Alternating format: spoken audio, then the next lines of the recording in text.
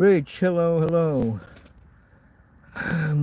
Hello, folks. Sorry, 5 or so minutes late. No, something like that. Yeah, 5 minutes, maybe a bit more by now.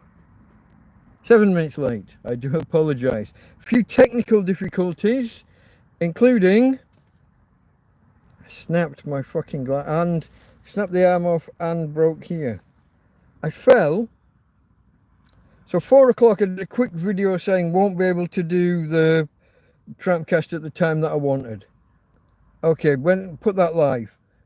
Guy pulls up outside I've never seen before, but stood talking with him. He brought me a bag of food, a nice chap, George. We had a chat. Came inside, and the wind was blowing so strong, the doors, the tent door and the bedroom door were swirling around, and I'm trying to come into the bedroom to get something, and they wrap around my feet, trip me up, and I fall and land head first, like flat on my face on the mattress, and crunch. The arm of the glasses was cracked but still intact, but I thought, oh, I'm not going to get more than a week out of that, and within an hour it had fallen off. Farmer, hello. Rich, I think I said hello to. If I get anybody's name wrong, tell me. Farmer is Fabrizio. Super enriched, remind me. Is that Oscar? I might get that wrong. If I get anything wrong, do tell me. I'm bad with memory. The guy who brought the food, George, I tried to not clarify. I tried to jog my own memory 3 times on his wife's name. She didn't come with him, but the moment he left, I lost her name entirely. I'm terrible with names. Nice bloke. Hope he comes back. He's going home tomorrow, back to Britain tomorrow. He says he's coming back, I assume late August or early September, from what he was saying. It's been an interesting few weeks, folks. Do I have a backup pair? No, these were all of my glasses, and I've never wore glasses. All of my glasses have been donated, and usually it's as I break a pair and tell everyone it is Oscar. Okay, mate, I thought it was. As I tell everybody that, hey, shit, I've broken my glasses. They're not, okay, most of my glasses have been 3 or 4 euros from the pound shop or the Chino Bazaar, or sometimes here you walk in a chemist and they'll have a rack of really cheap, ready-made, no prescription. Just put them on and read. You stand arm's length from a sign on the, the rotator thing with the glasses on. You pick up a pair. You stand arm's length from the rotator, the display cabinet thing, and you read the various different writings, and you just pick the pair that work for you. And instead of them being 80, 90 or 100 euros, they're 3, 4, 5.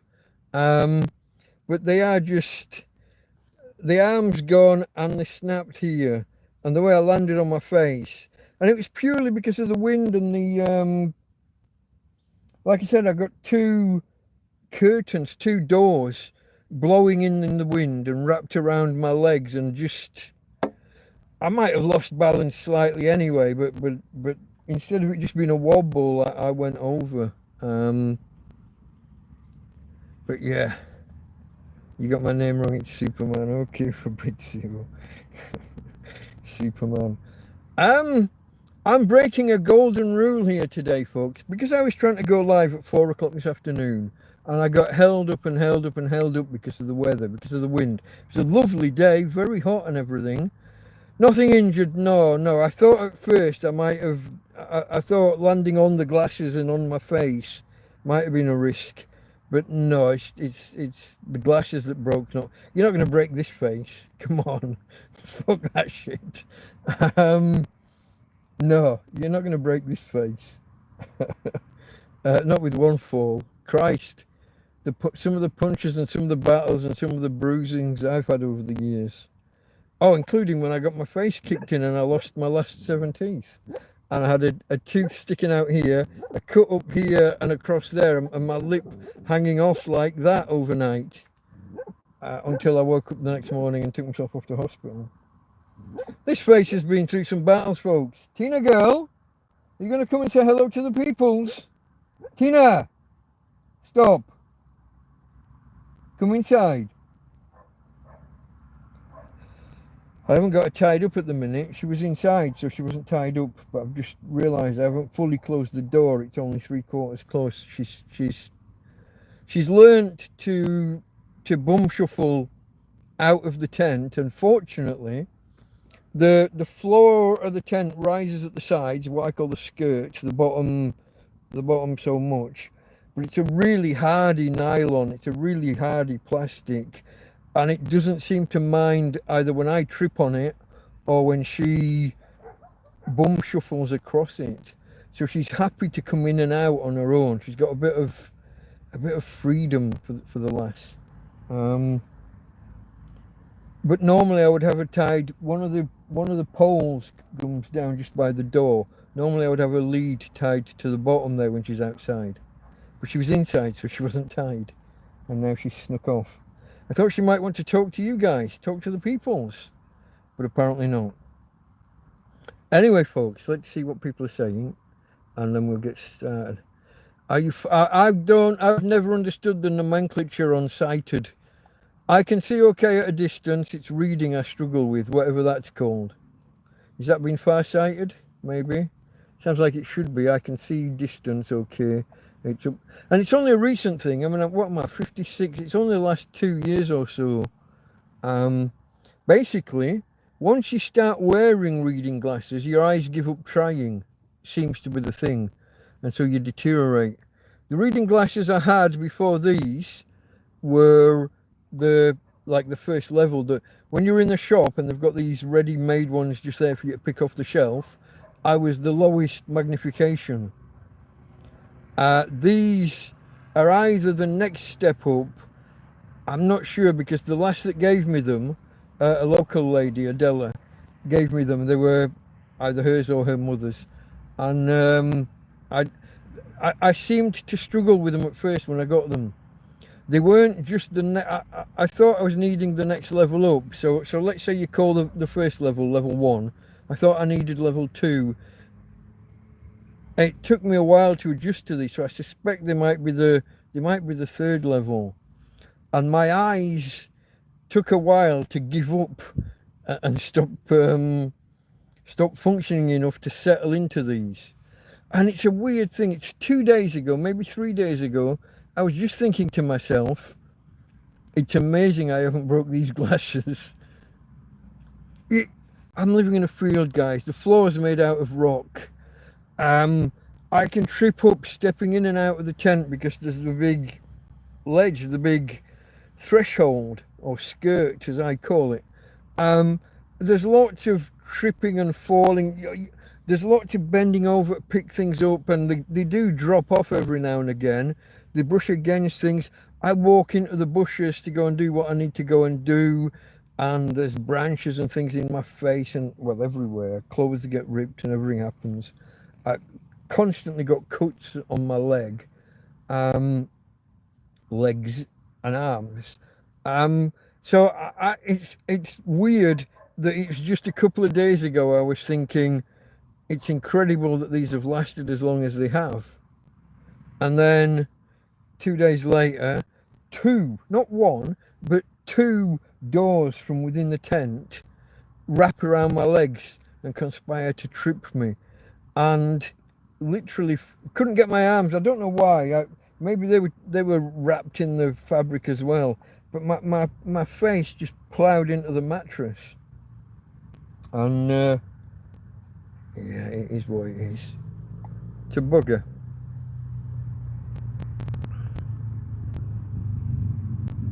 Hold on, I'm reading back now. So there's Farmer saying, all right, nothing injured. I've answered that.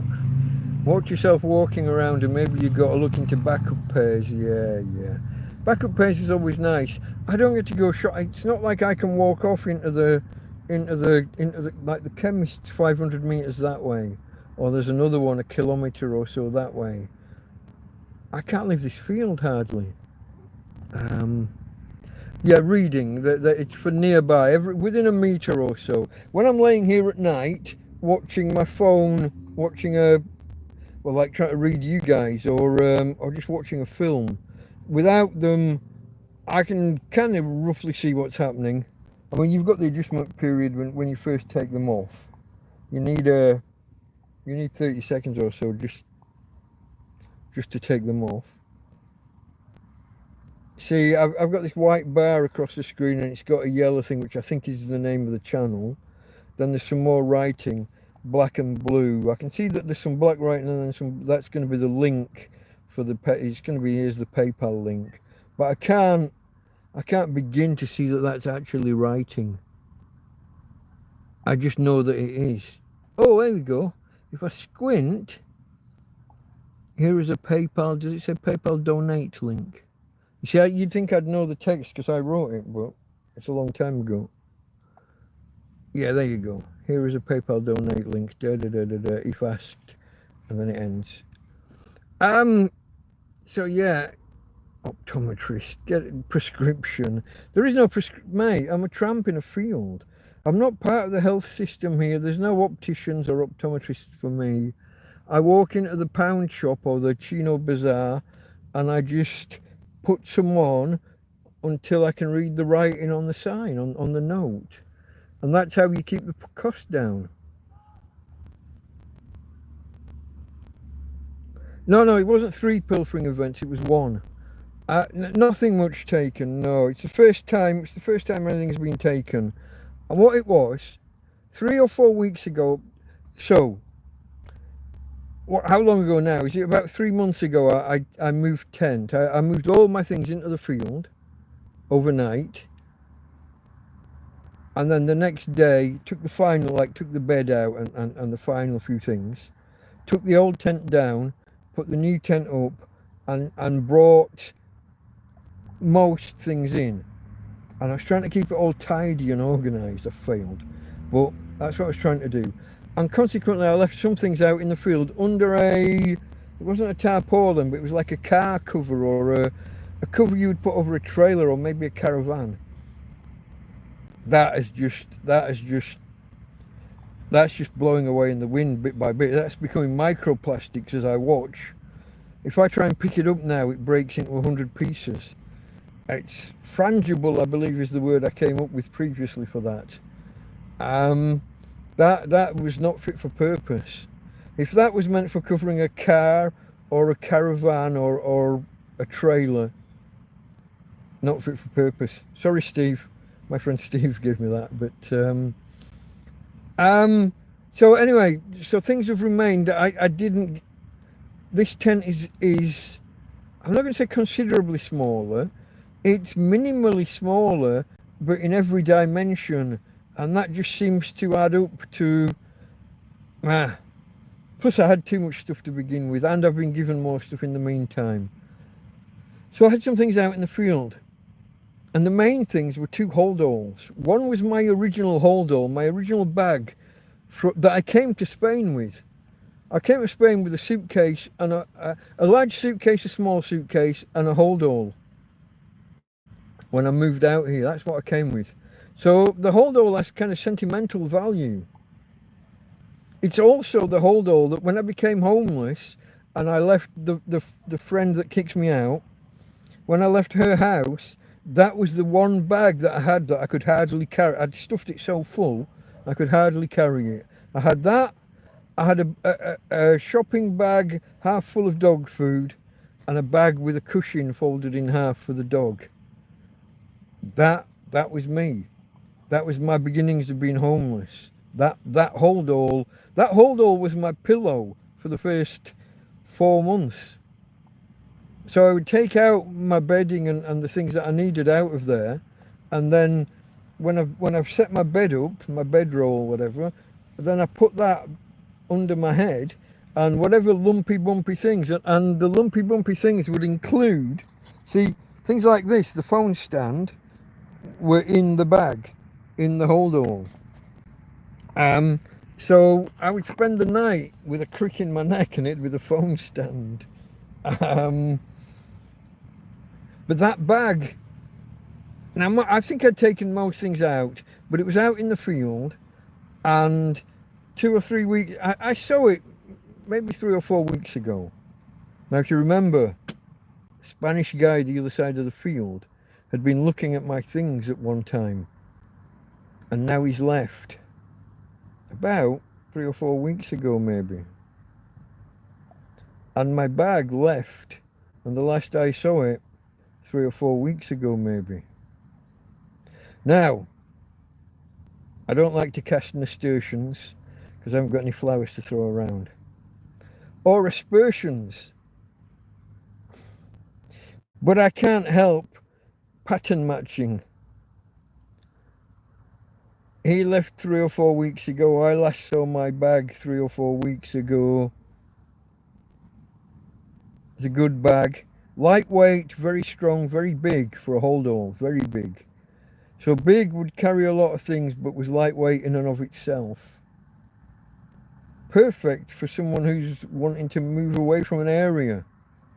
And he moved away from the area. Don't know, folks. Don't know.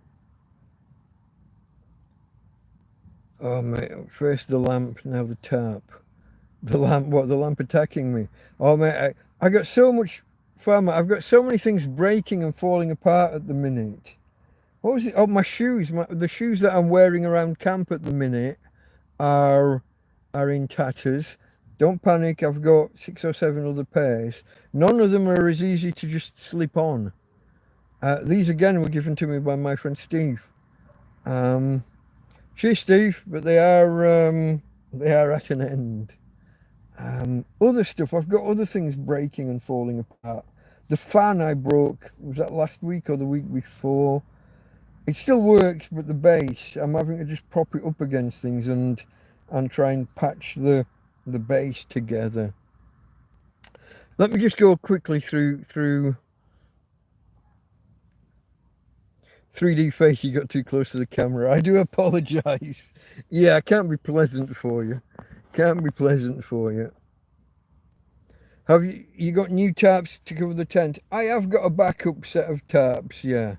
The tarp that's over the tent now is brand new. Well, it's only been on about a month. This hasn't got a problem. It was the cover in the field that's fallen apart. Were you able to fix the cable? No.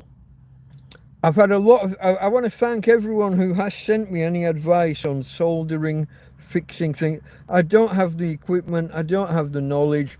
And what's more, one guy made me a video of how you would fix it. So I want to thank him. I can't remember the name right now. I will track him down. I'm behind with all my correspondence, folks. I'm going to get to that in a minute. I have got some explaining to do here for you guys because I've been a bit of a naughty boy. The cable is out of the back of the connector. Now, the connector should be in 2 halves. The back half is what's called the boot. You should put the 2 wires, they should just go through 2 holes through that, and you solder them onto the back end of the front part of the connector. And then after you've finished soldering and doing, you should slide the boot back over, and it's a cover, a protector, a strain relief kind of thing, as I understand it. This is not that. This doesn't have holes in the back of the back half of the connector. It has metal lugs that conduct, and the cable, if I just touch the cable to that, it works. The problem was the cable next to it had a bit of grin and the copper was showing, and you had to be careful that one wire didn't touch the other wire because sparks and short circuits and things. So I've insulated the other wire, the one that is still connected. The other one, I just took, I kind of force it against it and let go. If it comes apart, if it moves, you know, force it against it again. And if I get it to settle, it can stay there for 2 days, maybe 3 days. As long as I was in the habit, if you remember, of bringing the EcoFlow backwards and forwards to the bedroom each day because my 5 meter extension cables just weren't doing the job. I had a second go with them this week. I dragged them both out and had a go. I put one in, it went in so tight that when I pulled it out, the boot and the cable came away, and it left the connector in the fucking. I had to get a pair of pliers out. Fortunately, I have a pair of pliers, thanks to my friend Anthony, because I didn't used to have a pair of pliers or wire strippers until I had to attach a cigarette socket to a 12-volt cable one time. And my friend Anthony just went across the Chino Bazaar and bought me a set of what I needed. Pliers, wire strippers, and cutters, and a bunch of little cables and connectors and things. So that came in handy because I would have been fucked with that. I couldn't get it out by hand. It was in so tight. So the pliers pulled that out. But those cables didn't work, those 5 meter cables. They were dodgy previously, and now they're more than dodgy. They're totally fucked, so they've gone in the bin. But that meant I was bringing the EcoFlow backwards and forwards. Well, that meant unplugging this cable every day. Unplugging it, plugging it in, unplugging it, plugging it in. Now I wanted to stay connected and just stay there for 3 days. And so now I'm going to try and do tonight. Tonight I've brought through a power bank and I'm trying to power my phone and the lamp from this. The only problem is that this won't take a charge through USB. It only charges through solar. That's an issue. That's an issue because it takes about 3 or 4 days to fully charge it from scratch. I see people chatting and I'm really, really behind. Let me scroll back. There was Farm asking about cables. No, I haven't got a new cable yet. I've got people offering to send me new cables, but they're asking for an address to send things to. And delivery, I thought I had delivery sorted at one point. I received the EcoFlow, no problem. I received the AAA and the AA batteries from China, no problem. But do you remember when my phone broke and Chipmunk and another guy whose handle I forget, he was in Norway, two of them tried sending me phones and I got neither. Now one of them, Chippy, got his back, I think, but the other bloke, he's got as far as the field they say they tried to deliver, but I wasn't in. What are the odds? I'm never more than 30 meters away. But they say they tried to deliver and failed, and it never got back to him. They took it away and said return to sender, never got back to him, as far as I know. So I'm really dodgy on. There's been a couple of other things that people have tried to have delivered to me that just didn't get here. Trying to address things to the man in the big blue tent opposite Repsol, Cala de la Torre, Torrevieja, and then 03183 as the postcode. It's the man in the tent in the field opposite the gas station. I mean, what are you going to do? I think that should get there, but Correos aren't the best respected delivery company in the world. That's like the Spanish Royal Mail. They're not the best. So yeah, people are offering to send me them, but there's Tim Timony. Hello mate, I can't tell how. I've had to put the lamp on fairly bright. I think that says 2125. Oh, there's the other thing that fucking broke. I don't know what I've done with it. Give me a second, see whether I can dig it out. Yeah. Okay, so the strap on my watch broke and I used 2 cable ties to reattach it and all was good. And then the other strap broke and I used 2 cable ties, reattached it, and while I was doing that, this one went and broke again in a different spot further down. So basically the plastic's perished. So my watch is you know.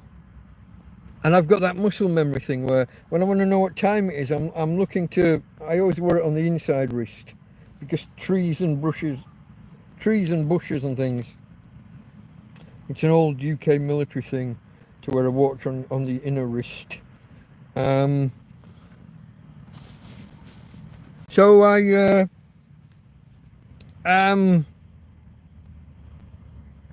yeah, I got the third break in the watch strap.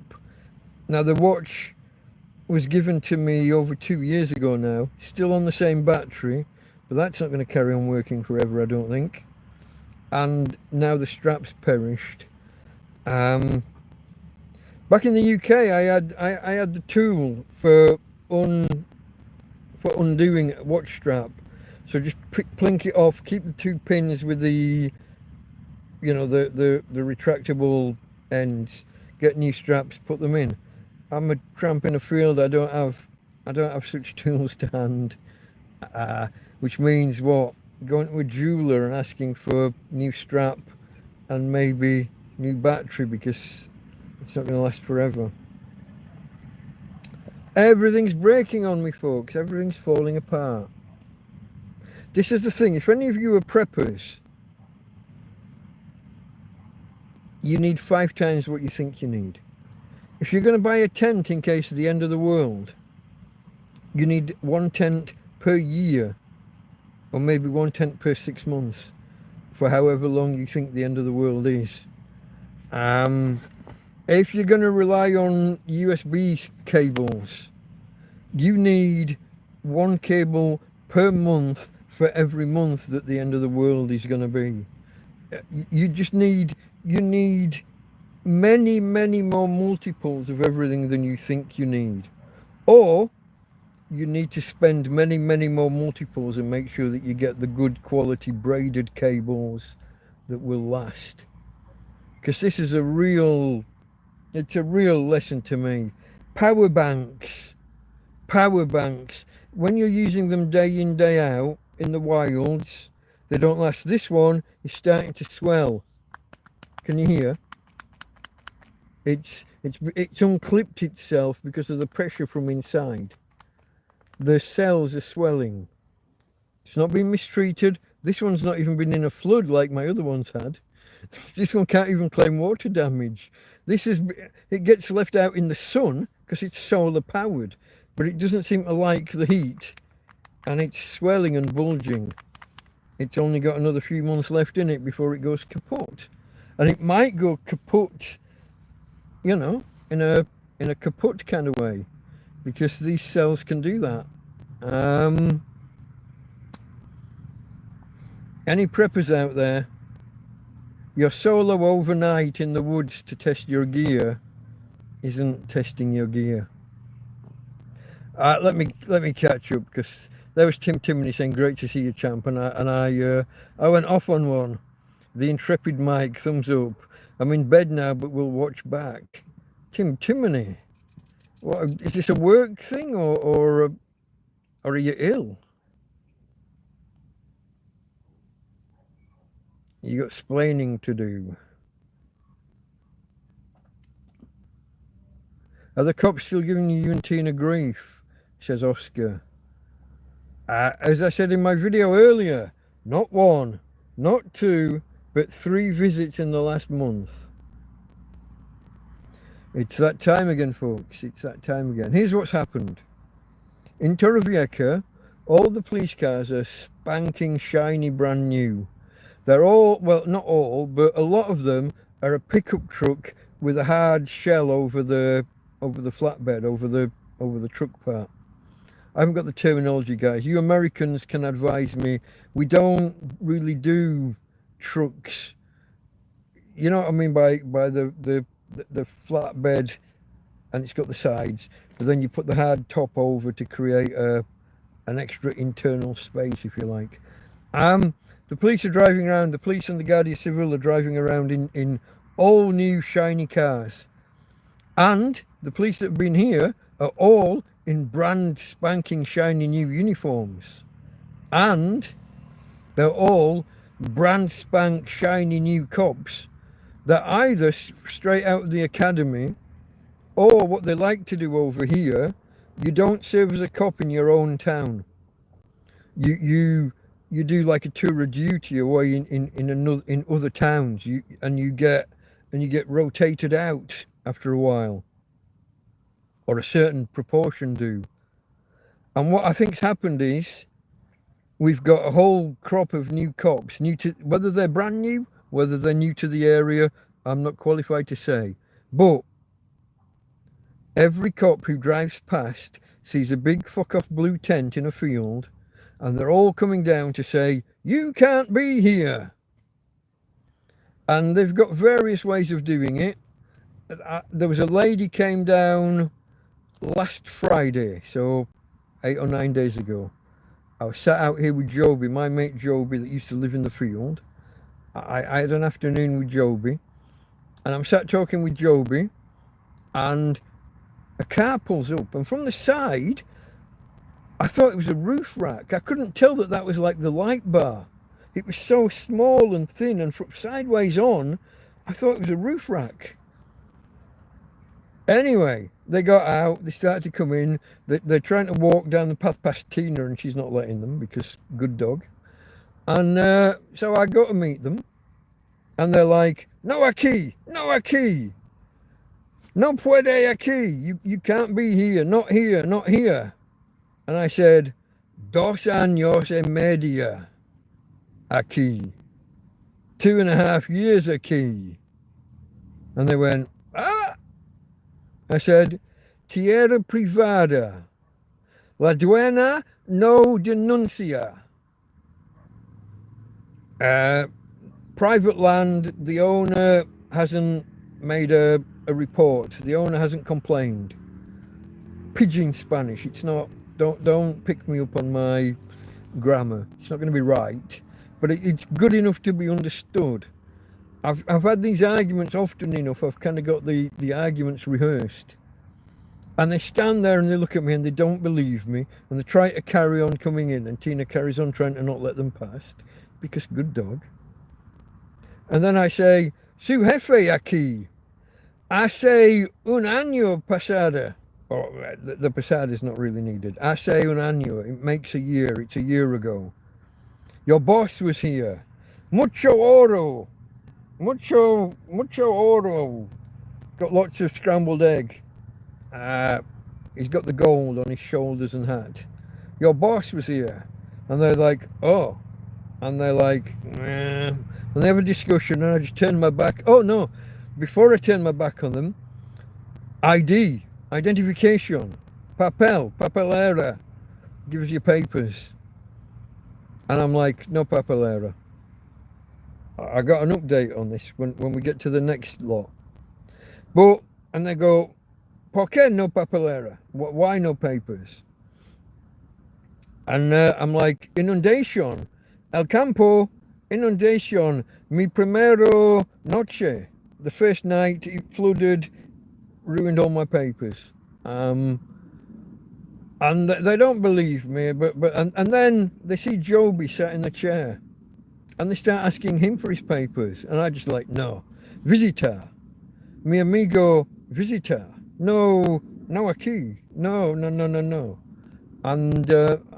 And I have to explain, he lives off in some, I had to ask him what the name of the town is I can never remember the names of the places south of Torrevieja. There's half a dozen towns and areas, and I never remember the names. Anyway, they get back in the car and they go to the bottom and turn around and fuck off. And I've done some reading up recently on this demanding ID. It's in public. The police can demand anybody's ID in public at any time for any reason or no reason. We're not in public. Tierra privada, private land. Mi domicile, or domicilio, or whatever the fucking word is. Mi habitation habitual, my habitual residence. It's my fucking house, it's my home. In Spanish law, and even though it's a tent, all of the rules and protections that would go to a home are extended to your habitual residence, even if it's a fucking tent.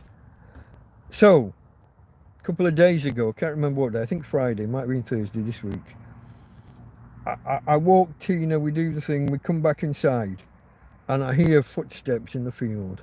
Then I hear voices, and they're talking in Spanish to each other, and I figure, here we go again. Cops, Policia Local again. And this one, instead of starting with papers or you can't be here, this time they come down the field, and he starts with, how long you been here? Which is my perfect question. 2 años y medio. 2.5 years. And they look at each other. And they instantly know they've lost. He's like, and you never, no policía? No policía aquí? I'm like, sí, mucho policía aquí. mucho. And I said, sus colegas aquí, semana pasada, or whatever, but there's another word, previous, can't remember. I had a better word at the time, anyway. Sometimes the words flow, sometimes they don't. Well, they never really flow. I'm not exactly fluent. I just got a few phrases that I've used over and over. But sus colegas aquí, jueves, last Thursday or whatever. And they're looking at each other, and I'm saying, oh, police, and I check whether it's Policia Local or Guardia Civil, because I had the top guy from Policia Local out here a year ago. He spent 2 hours walking around the field, no eye contact, wouldn't communicate with me. He had 4 other officers, and he'd get them to do communicating with me, trying to give me orders and boss me around in my own home. And after a couple of hours, I just said, right guys, I'm going in now. Turned my back, came in and zipped the fucking tent up. Left them standing over there, and they waited 1/4 of an hour chatting amongst themselves before they shouted, okay, we're going. But this one a couple of days ago, I'm telling them, your colleagues were here on like last Friday. I said, oh, and a year ago your boss was here. Su jefe aquí hace un año. And much more amenable. Oh, and then he said, identification. And because I've read up this time, I went, no. Identification en pública. No en pública. Privada. Mi habitation, mi residencia habitual. And they looked at each other, they waved and they went. So, I learnt a trick. Now, I'm currently got, this is not the papers that were delivered a while ago, a month ago. I still haven't looked at them before you start. We'll get to that. Part of why I withdrew from the internet for a while. Part of. But, do you remember a year ago when I got arrested and they kicked my dog and I got a €450 fine? That fine was for not giving papers to the police in this field.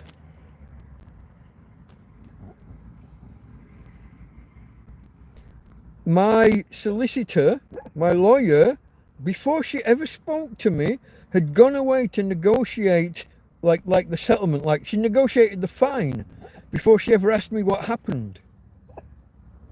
And she came to me and put it to me as if the trial had happened and you've got 2 choices, 3 months in jail or pay €450.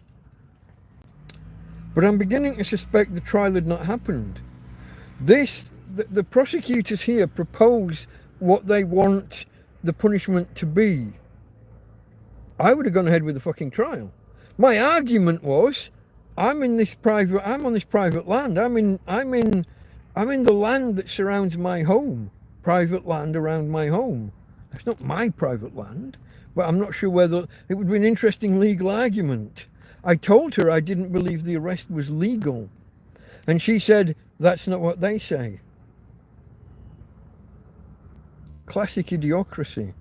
But this is the state provided lawyer. This is the public defender. They misrepresented to me what the situation was. She went along with misrepresenting it just to put me on the conveyor belt through the system. And I'm angry about that, but I don't know what to do about it. She got me, she said, in a moment, we're going to take you to an office. When we're there, the judge is going to come down, she's going to ask you one question, and you just have to say yes. The judge comes down and she says, is this true? Are the facts as they are presented? Nobody told me what facts they'd presented, but I was under orders to just say, yes. And that was it. Now the judge was looking, she looked suspicious. She thought there was shenanigans afoot. But I had no clue, and I'm in the hands of my solicitor who's nodding and saying, I think I was put on the conveyor belt and put through the system, and I would like to revisit that and appeal that case one day on the basis of demanding my papers in this field isn't legal. I'm not in public in this field. I'm in private. Certainly when I was first asked for them by fucking matey fucker from the council, just outside, just the other side of the tent here, definitely the curtilage of my residence. Legal argument about whether it is curtilage if it's not my land. But I'd have the legal argument at least. Anyway, I've taken us off on a journey about whether the police are still... They left me alone for a year. Then they contacted me to tell me that 2.5 months ago they had a court case about me. And where am I? They wanted to deliver some paperwork. And the paperwork that they wanted to deliver had this address on it. The man in the big blue tent opposite Repsol, Calle de la Torre, Torrevieja. Why are they ringing me to ask where I am when I'm at the address? Why did they have a court case 3 months ago now? It was 2.5 at the time. Why did they have a court case 3 months ago? After 5 years, this has been hanging over my head and I've been waiting to get this out of the way. Why did they have a court case 3 months ago and not invite me? They had my phone number, they had my email address, they had my actual address. And they wait until 2 months, 2.5 months after the case to ring me and say, where are you? I'm at the fucking address on the bit of paper that you're bringing to me in 10 minutes.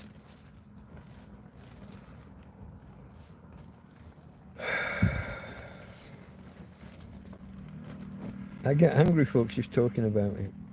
Because it's an absolute abuse of power and abuse of justice. They are supposed to be courts of justice, not just courts of law. How do you have a trial? They've been arresting me on and off for missing court dates with no further punishment because they can't prove they've given me the court dates.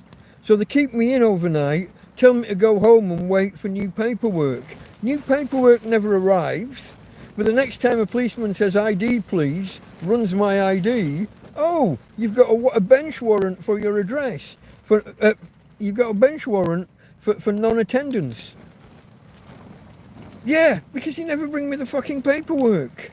You never notify me. You never ring me. You never text me. These are the steps before you have a court case here. They mail you about a month in advance with the date. Never got it. Policia Local come around and bring a form the day before, a letter. You sign the letter to say you're going to attend. If you sign that letter and then don't attend, that's an extra charge on you for non-attending. They never bring that. At some point, then later that same day, so 9 o'clock, 10 o'clock at night, you get a text saying, don't forget, court tomorrow morning, 9 o'clock. Never got the text. Then you should go to court that next morning. But if you don't know that the court date has been set, you can't go, can you? And so then some months later, some copper comes and says, ID please. You give him your name, and you say, no, I haven't got it. Oh, he gives you your name. And then they drag you, cuffs and dragged off. You're in the cells overnight. No further action, because they haven't got a signature on that bit of paper. They can't prove delivery. They can't show that they texted you. And so no further charges, just we've kept you in overnight, now go home and wait for future paperwork. Rinse and repeat, rinse and repeat. One day you go to the airport and try and get out of the country. Arrested at the airport. Dragged around 5 different police stations. Each one telling you, yeah, this is a minor thing, we're going to get it sorted today. Oh no, you'll have to go back to Torrevieja. But don't worry, it's an old case, so all the paperwork should be done. You should have it all sorted within a week. 2 months later, you're still living in your friend's house, and she says, look, this is ridiculous, get out. Just that. And then they go and have the court case and forget to invite me. After 5 years. This was 2019, November. About a week before my birthday. So let's say November 20th. 2019. That make that 5.5 years. Then they go and have the court case and forget to invite me.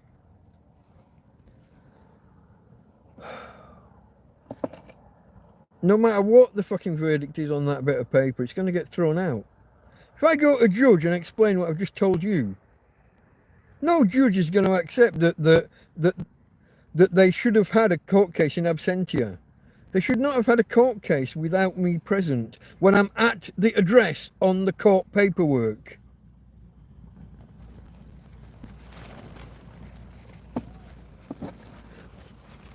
A fucking trained monkey should have been able to come and find me. So, Oscar, that was your question. Are the cops still giving you and Tina grief? Tina girl! Hey! If you can't be quiet, you'll have to come inside. No! Inside! Come here now. Good girl. Sorry, folks. Sorry for the rant. I do get carried away on that particular question. I got to go and get the dog. Oi! In! Now! Come here. What have you done? How badly have you done it? Oh, that's weird. What can I... Come on, inside. Come on in. Come on. You're going to talk to the peoples with me. You're going to say hello to the peoples. You're going to get on the bed. Hop up. On the bed. Good girl. Say hello to the peoples. Say hello. You're not saying hello. Move, move, move. Let Daddy on the bed as well. Come on. You got to leave room on the bed for Daddy. Come on. Move, move, move. Come on. I don't want to be rough. Come on. It's okay. Oh, okay, folks. You got to have your traditions, and here's the one and only. There she is. Here's my girl. Hey, Tina. Say hello. Look at all that dust streaming past. I think it's dust. It might just be light patterns from somewhere else, but I think it's dust. Blowing in the wind. Tina girl. Hey. Hey. Say hello to the peoples. You like that cuddle? Go on. Yeah. Doggy doggy. It's my doggy doggy. Okay. Oh, feeds for the pervs. That's almost another tradition of the channel nowadays, isn't it? Feeds for the pervs. Okay, folks, let me stop the rant. Oh, Karen arrived while I was mid-rant. How long ago? That's a while ago. You're always behind. Yeah, welcome Karen, yeah. Farmer has to be off now. Is it Big Clive or it's not Scruff yet, is it? I'll lose, yeah, you guys. I started to say that before, I was breaking my own rules. I don't ever want to be competing and streaming against Clive or Scruff Dog. But this was meant to be 4 o'clock this afternoon, and it got put off and put off and put off because of the wind. Now,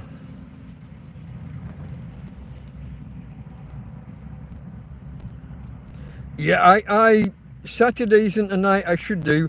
I should be watching Big Clive. And then I should be watching Scruff Dog. What time is it? Yeah, 10 o'clock, you see. That's why Farmer's off. He's off to watch Big Clive. That's to be expected. These guys are much bigger. Clive's got a fucking million followers, you know what I mean? I've got 1,500 now. It's only 1,300 a couple of weeks ago, but you know. That's in the notes. I've actually got notes for tonight. I've got something I want to talk. I've got things I want to talk about. Not much look at the moment. I've been looking in some ways. I mean, the fact that I've learnt that this where the Spanish police can only demand your ID in public, not when you're in your own home. That's lucky. I was lucky to learn that. I could have done with learning that when they arrested me in this field. Yeah, like I said, I want to revisit that, but when I get access to my money, we'll consider what the options are there. The neighbour in the tent is gone, and he took my bag with him, I think. That's my first theft, the first bit of thievery I have suffered in 3 years of being homeless. It'll be 3 years on the 14th of August. What's today? I don't think I can get... I can't get there from here. Did I keep that watch? Did I keep the watch out? What did I do with it? I know the strap's broken, but the watch still works. It's a bit unwieldy with the... I haven't... Because it... No, there we go. It is the 12th of the 7th. So a month and 2 days. This is Saturday, Sunday, Monday. So 1 month on Monday.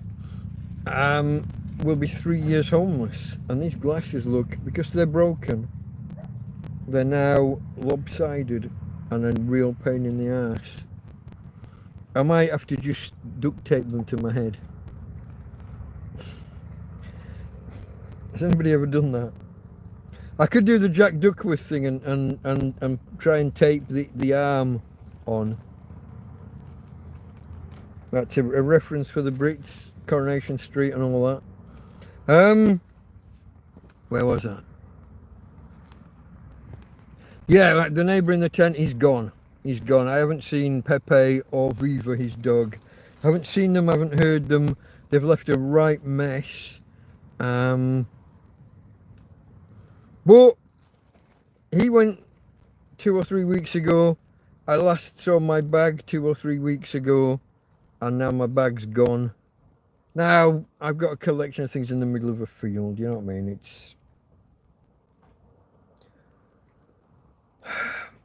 my own fault, I guess. You just don't expect people to nick stuff though, do you? Now, they can't have been my highest priority because I moved into this tent about 3 months ago now, and they're still out in the middle of the field.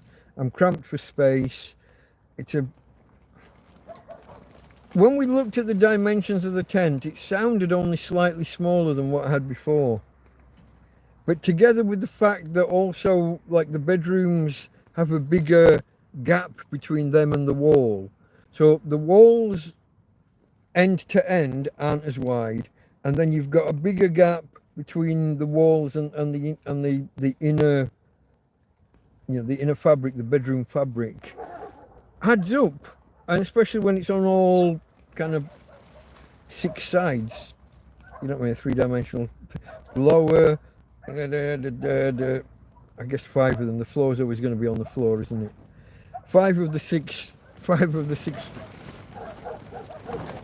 bounds are less than the previous tent. Not that I have stuff piled up to the roof, but I'm just being mathematical, I guess. Oh, you're talking about Joby that was thinking of moving back into this field. Oh, okay, I went off on the other guy, Pepe, the Spanish guy. No, Joby's okay. Okay, I guess we can cover this now. I made a decision last week. While he was here, when the police arrived and Joby was here, I made him an offer. Some people stole his phone about, what, a month ago, maybe 6 weeks ago? Might be more. And he's been without ever since. And I had this PayPal money kind of laying around and I wasn't getting around to getting Tina her wheels and things. And so I've loaned him enough money to buy the most basic of basic smartphones. Gone out on a limb a little bit. It's a risk. It's a gamble with you guys, it's a gamble with your money and I guess Tina's money when we look at it that way. I trust the bloke. He seems to be okay where he is. He's found another site close by to where he was. So he's okay down there. He knows the area. He has a spot where he goes and plays his guitar and kind of busks. So he's more comfortable down that way for now, I think. But I've made him the offer. I mean, he's welcome. Most people who ask me, can I set up tent in this field? It's not my field to say no to, but I will caution them about all of the police and Guardia Civil activity. And I'll maybe overstress it a little bit just to encourage them to go elsewhere. I don't want this to be a tent city because then I'll get shit and they'll move us all along. But if Joby was to come back and go back in his old spot or somewhere nearby, under a tree in a discreet area out of the way, I'd welcome that. I'd welcome the company. But, and also, when I'm okay for money, I can help him. When he's okay, he can help me. You know, it's that safety net. It's community. So yeah, sorry, when you asked about people in the field, I thought you were talking about Pepe, and I went off on one. 1 tent per year, definitely, maybe more. If you're a prepper, if you're planning for like the end of the world as we know it, Teotihuacan, as they say, coming out with the prepper jargon. Yeah, you've either got to buy the really good stuff, the proper real canvas military surplus things, which mean those same thing really, that you need maintenance. The canvas ones you need, is it silica spray or whatever it is, you have to reapply every now and again. Silica or silicon, Chippy will know. He's more into his chemicals than I am. But yeah, I'm gonna go, guys. I'm gonna take note of where I am. Any battery swelling should be disposed of properly, unless it's the only thing you've got and you need to just carry on using it. I don't even know what disposed of properly means. What is disposing of properly? I got no idea. I'm just a guy in a field. I know nothing. I know that they can exploit, but like Big Clive does, you just need a biscuit tin and some sand. You just need it. They don't explode. They burst into flames. It's not an explosion. It's fire. But a biscuit tin and some sand, and put the lid on the biscuit tin, and wait.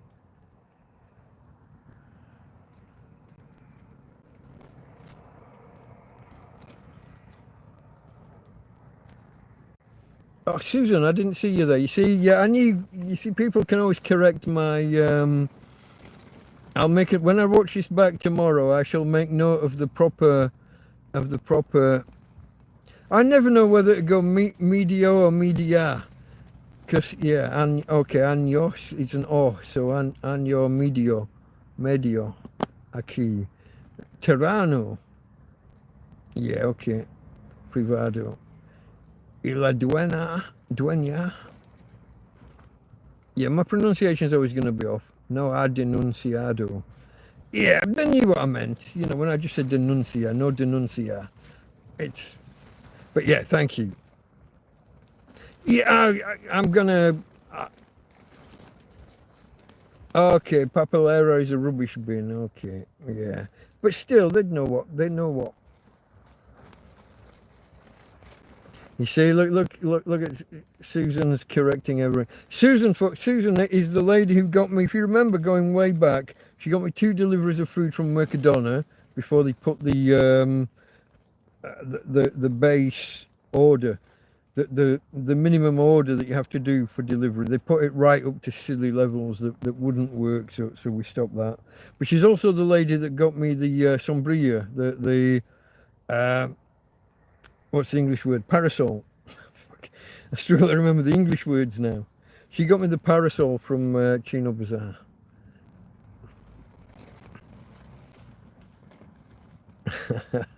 Try saying to the cops on your bike in Spanish. Yeah, okay. Rob Ryan, hello. Josie, hello. Yeah, I'm back online. I'm back. Okay, let's talk about that. Let's talk about why I've been away the last 2 or 3 weeks. Or I wasn't away. I think I did a minimal video. I did one every couple of weeks or so. But everything just got on top of me, folks. So I was on 1,300 subscribers, and I think 2 Sundays ago, I was laying here, I was writing out my notes ready for TrampCast on a Sunday afternoon. And about 12 o'clock, my friend Anthony pulls up. Well, he drives past, he gives a peep on the way past, and then gives me time to get my shoes on, get me and the dog out the door to greet him. And we go out and he's bringing me breakfast or whatever. Yeah, I think if I remember correctly, this was the day he brought me 4 sandwiches, breakfast sandwiches, bacon, sausages, egg, black pudding, white pudding. Imagine a full English breakfast, but between slices of bread. Or full Irish breakfast, sorry, because of the white pudding, and he's Irish, Anthony's Irish. So Anthony pulls up. Before he's got out of his car, there's another guy coming down the road to see me. None of this is arranged, these are all out of the blue. And it was Scottish couple in Spain, Barry, from Scottish couple in Spain. He parks at the bottom of the road and comes up. They both get together. I'm walking them through the little ginnel here, the little snicket, the little pathway into the camp. And before they're seated, somebody comes down the field on a bicycle. I didn't recognise him. And I thought it was just some wandering bloke, and I'm trying to make space and signal, yeah, you can go through. You know, you can come through this and back out the path and get back on the main. No, it was Joby. He used to live here, but he'd got his bike helmet on, and he'd got a different beardage and different clothing and different everything. Took me a second or 5 to recognise him. I had 3 people, three friends arrive within like 2 minutes, all independently, nothing organised beforehand. They all arrived at once, and they all did it on a bloody Sunday while I'm trying to write my notes ready to do TrampCast that afternoon.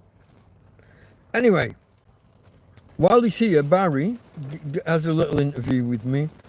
He's got a little thing in, he didn't tell me, he's got this little, what would you say, not storyline, but he's got an idea in his head of what he wants to cover in the interview. A little narrative, you might say. And we do the interview, and it's all okay, but you know, these guys stay a while. And Anthony's the first to leave. Barry stays another, I don't know, another hour or 2. And Joby stays like all afternoon. Well, that was TrampCast done for that day, wasn't it? Now the interview with Barry goes out, I think, the next day. I'm on 1,310 or something subscribers, 1,320 maybe. I get a lot of attention. Barry's a much bigger channel. Scottish couple in Spain are a much larger channel. Been going longer, but it's tramping a field. It's quite niche, isn't it? How many people is that actually going to? What the hell? Where's the button? How many people is that actually going to appeal to? Not that many.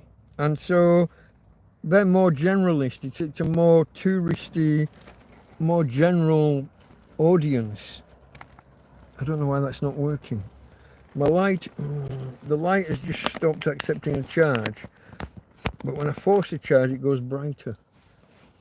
See, I can tell I'm not that bright. sure you'll all agree I'm not that bright. But so I got a lot of attention, folks. I got a lot of new subscribers, but along with that comes a lot of negativity. The people who don't subscribe. Oh, he's a grifter, he's a liar. I can't believe someone hasn't just chucked him €50 to get back to Britain, because they don't know the whole story. They haven't looked into it. They haven't asked. They haven't watched TrampCast 001, but they spout off straight away. This doesn't make sense to me. This doesn't add up. It's only €50 to get back to Britain. What's his fucking problem? Blah, blah, blah, blah, blah. Dog, that's €500. Vets, that's maybe another 50 or 100. Dog crate, that's 100. Police won't let me go. Get arrested at the airport. That's 100 wasted on a flight. Buy another ticket another time. Bah.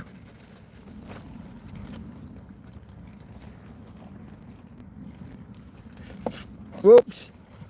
So at a time when I was stressed about this paperwork from the court, whether to read it or not, and I know I'm putting it off and putting it off and putting it off. I'm getting police visit after police visit after police visit. I'm getting negativity.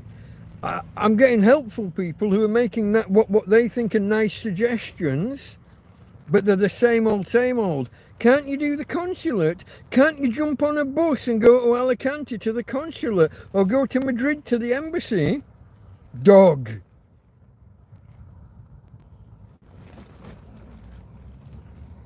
Can't you do this? Can't you try that? Why don't you get a job? Why don't you go and live in an abandoned building? Why don't you go down to Costa del Sol? It's much better down there. Dog. How do I travel?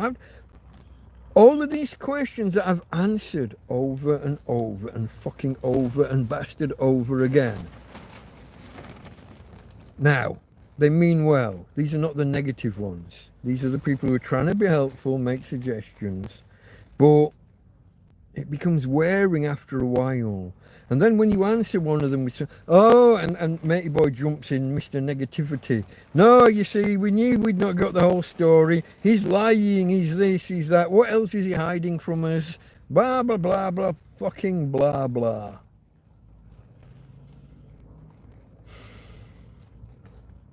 And so I stopped reading the emails. I stopped reading the comments on Barry's site. I stopped reading the comments on my site. I withdraw. It's a defense mechanism, yeah, but I withdraw. And if I'm not reading the comments and I'm not doing this, and if I'm hiding, if I'm pulling away from the internet internally, like up here, then I'm not making a fucking video. And so when next weekend comes around and it's time for a TrampCast, I'm just not in the fucking mood. So I missed the one that Sunday when everybody was here, and then I missed the one Sunday after because I pulled away from it. And I kept thinking, maybe I'll do a TrampCast Hangout. Maybe I'll do a TrampCast Hangout. Maybe I'll catch up with that first TrampCast I missed. Maybe I'll do that. The notes are 3/4 done. I just need to do the numbers section. It'd be easy just to research the numbers section, finish the notes, reread them, and do I could do a TrampCast this afternoon. And then it'll be the wrong weather or the wrong something, or someone comes round. So that's why I wasn't online as much, folks. That's why I wasn't as present, and that's why I withdrew. Oh, and then my cable, yeah, I did it. That was the one video I did do, wasn't it? How fucking, do you know, you've got no idea how fucking frightened and depressed I was that day. When that cable broke on the, between the solar panel and the EcoFlow.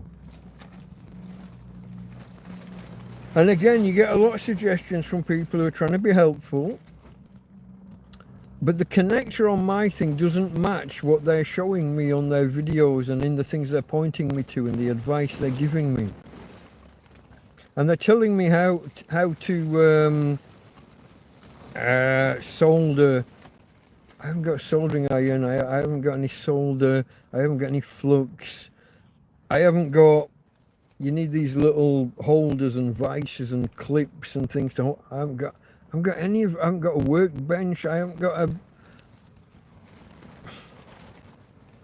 I don't want to sound like a negative Nelly who's just looking for reasons to not do shit.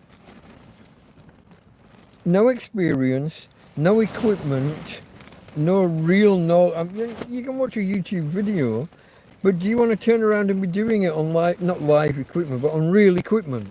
No practice cables, no... And the connectors and things that you've got in front of you don't match any of the videos that you've seen. On every video I've seen, so this thing's orange and black. The front end is orange, the bit that actually plugs in to the... So, and then there's the black, and they look like they should separate. I would expect that the black thing, what I would call the boot, should have two holes through. The cables go through, come through and clear. You solder them to the back of the orange thing, and then you clip the boot over the top. That's what I would have thought. Well, it's blocked. It's not a hole. The cable was just like soldered on the back of this, on the back of the back, on the back of the black, even. I don't know. Nothing matches. And so, yeah, hello, Lee Johnson from Manchester. Hello, hello. Jack Attack's in the house. That was 20:59. It is now 20. Hold on. Oh, that'll be 21:59 for me. That's 10 o'clock. Oh, that's you guys 20 minutes ago, probably all heading off to Clive. Random Jaeger. Yeah. Okay.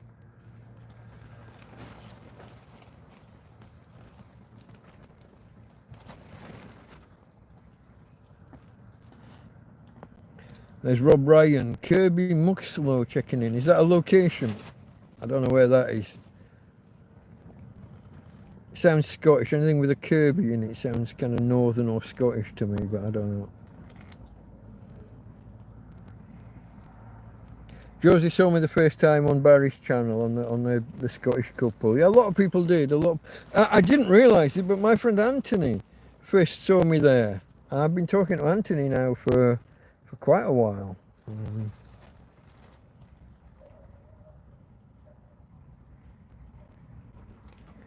Karen did it the other way around. She found Scottish couple through me. She finds me more interesting. I'm saying nothing.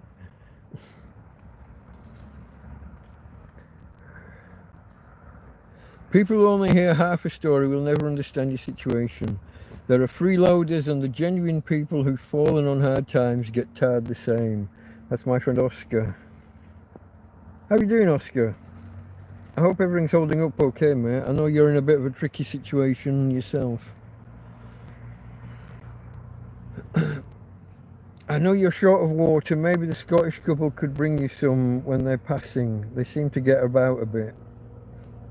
It's a nice idea, Karen. I don't think I've got any direct contact details for them. I don't think they've got me either. Next time I see Barry, I'll give him my phone number. Maybe we can connect on I don't know, WhatsApp or Messenger, whatever. What kind of spectacle do you have? Yeah, you see, I've got no idea, Josie. All I know is that when you first start to lose, when we're talking about reading, and as you get old and it first starts to go, I'm at that stage. I'm at the very bottom end of that.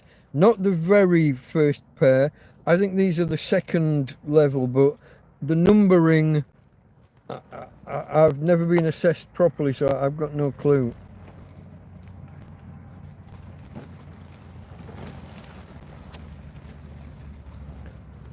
Did you get the cable sorted? No, I was just saying no. I've got it kind of just jammed in, and it kind of holds for 2 or 3 days at a time. I haven't got any of the gear. I haven't got the skills. I haven't got anything. Karen offered to bring me a new one, and we paid I knew we were being ripped off when we got the first cable. I can't remember, it was like 25 or 30 or 35 quid. It's only like 1.5 meter cable. It's ridiculously expensive. People are now telling me that you can get them for like £10 or €10 on eBay. It's an MC4 to XT60 cable.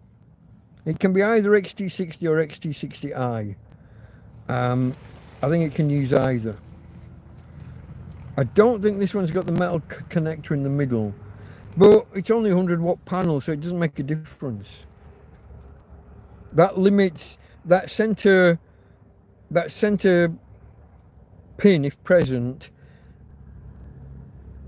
It's a signal, whether it's connected to positive or to negative, signals something to the EcoFlow about whether you're on DC from a car battery or DC from solar panel, as I understand it. It's whether that center pin is positive or negative, and there's a default. If the pin's missing, it assumes one or the other, and it instigates a limit of something like 10 watts for one thing, like if it's a cigarette lighter, or the XT6, not watts, sorry, amps, 10 amps if it's from a cigarette lighter, or up to 60 amps from solar. Well, my 100-watt panel at 12 volts is only going to be 8 amps or thereabouts. So it makes no difference whether it's the I cable or not. It shouldn't make a difference, as I understand it. Oscar's okay, that's good. My panel is about 1.5 meters outside. It's at full stretch, 1.5 meters. I mean, a 2-meter cable would be better, a 3-meter would be even better, but oh, are you talking about, sorry, you're talking about glasses for far away or close. It's for reading. It's for this kind of distance, if we're talking about glasses. Okay, Josie's gonna give her friend some glasses to get to me. Now, folks, I think I'm going to amaze you. I'm going to declare that I've caught up with chat, but I don't believe it. Although that just said 22:24, which it is. I'm going to test it by going, oh, I didn't do it. Look, I've probably missed some. I was on top chat without realizing it. I'm like such an amateur.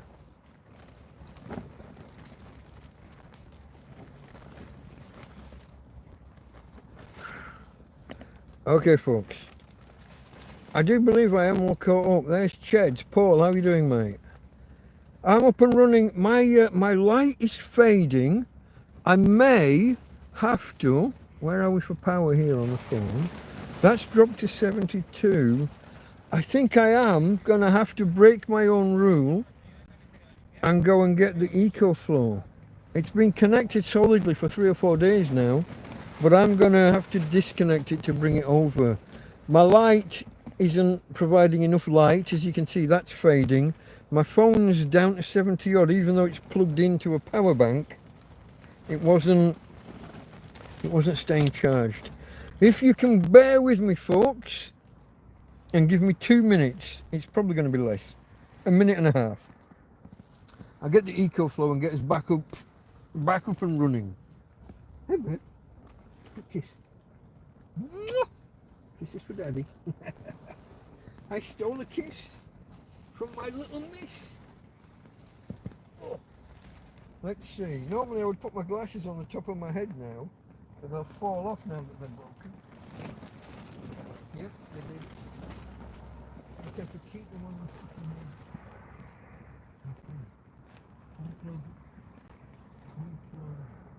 Toolbox. Flying through.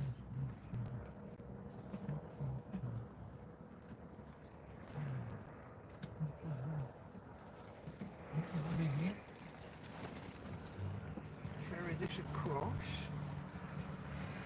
Oh. Twist. Twist, twist, twist.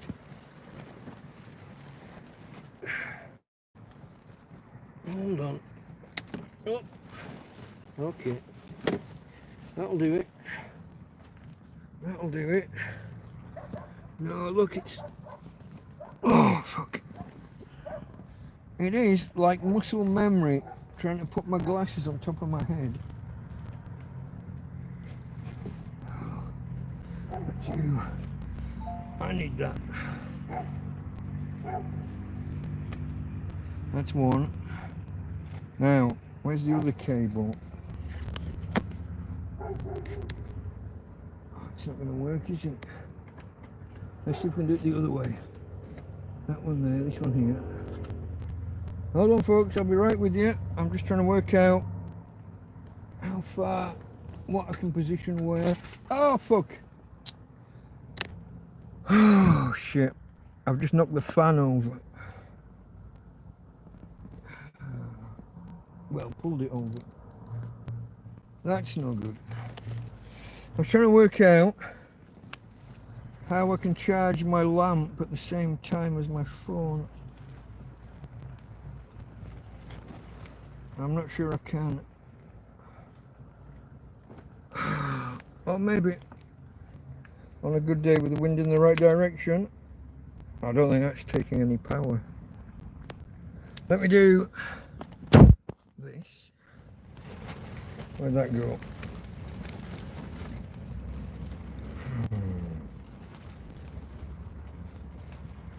I may have to bring in reinforcement lighting. We have extra lighting, folks. Don't panic. Don't panic. Oh, hand in front of the camera. What a fucking professional. Okay. I'm going to leave the fan falling over for now. I haven't got time to be messy. Where's this? Where was my extra light? Let's have a go. Oh, you are kidding! It's dead. No. No. How?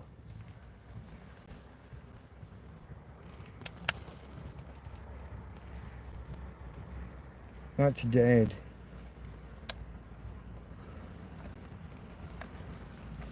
Oh, you fucker. How did that happen? Those were fully charged batteries 3 days ago. One moment, please. Hold on, Tim. Let me get past. It's all a bit of a fuck up, isn't it, girl? Who'd have thunk it? Who'd have expected a fuck up from me? Ah.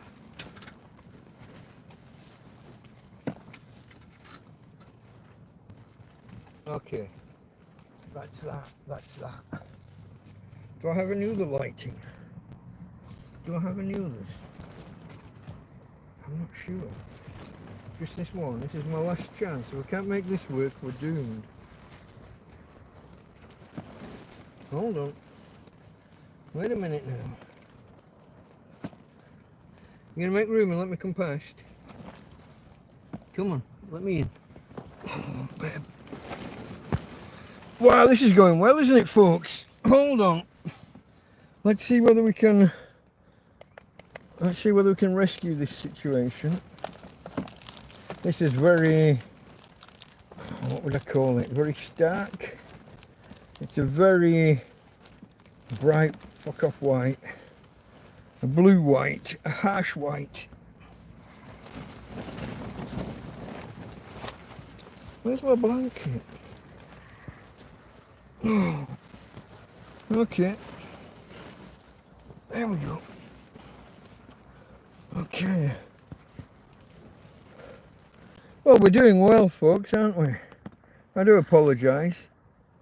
Everything just seems to be fucked.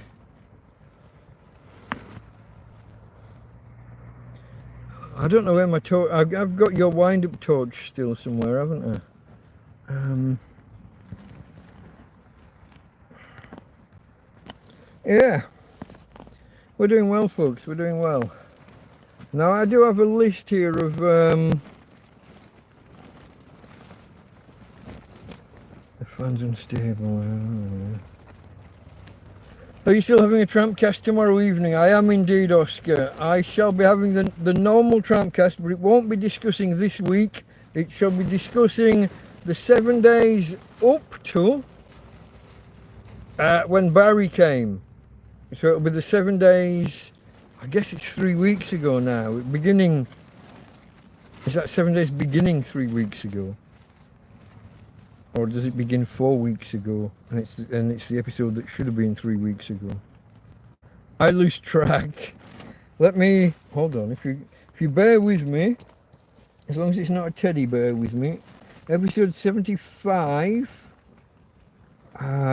covers the week ending June the 29th. So from the 23rd to the 29th. Or I guess from the 22nd after the TrampCast on the 22nd. Yes, it's a while ago now, isn't it? It is a while ago. Let me have a look through I've literally lost. So I lost a pen in this bed. That's one of the reasons I didn't do TrampCast last week. One of the things that pissed me off. I lost my pen. And I thought it was the only pen I had. I found a reserve stash this week at one point. But I got a pen out this morning so that I could start and do notes. I've lost the fucking pen. You would not believe how easy it is to lose shit in this bed. And I have stripped this bed to the bone tonight to kind of remake it for something. See, I can't walk around the bed. There's no room around the bed. There's me here in the bed. There's a few things that there's like this much space on the floor, and then there's a chest of drawers and a bin kind of area. So when I get off the bed, I have to bum slide like Tina does. I have to bum shuffle that way, and I invariably drag the covers and everything with me. And over time, everything falls off the bed at the bottom, and the dog bowl and the dog's water bowl is more or less at the bottom of the quilt. It's all a fucking mess. Let me just look through my list of things I wanted to cover and see whether I can actually read them in this light. I cannot. In that light I can. My being away quiet, I think I've explained that. We went from 1,300 to 1,500 subscribers. I wanted to kind of celebrate that and not just moan about the fact it brought a load of negativity with it. It did bring some negativity, but I'm happy to have 200 and odd new subscribers as long as they're not haters.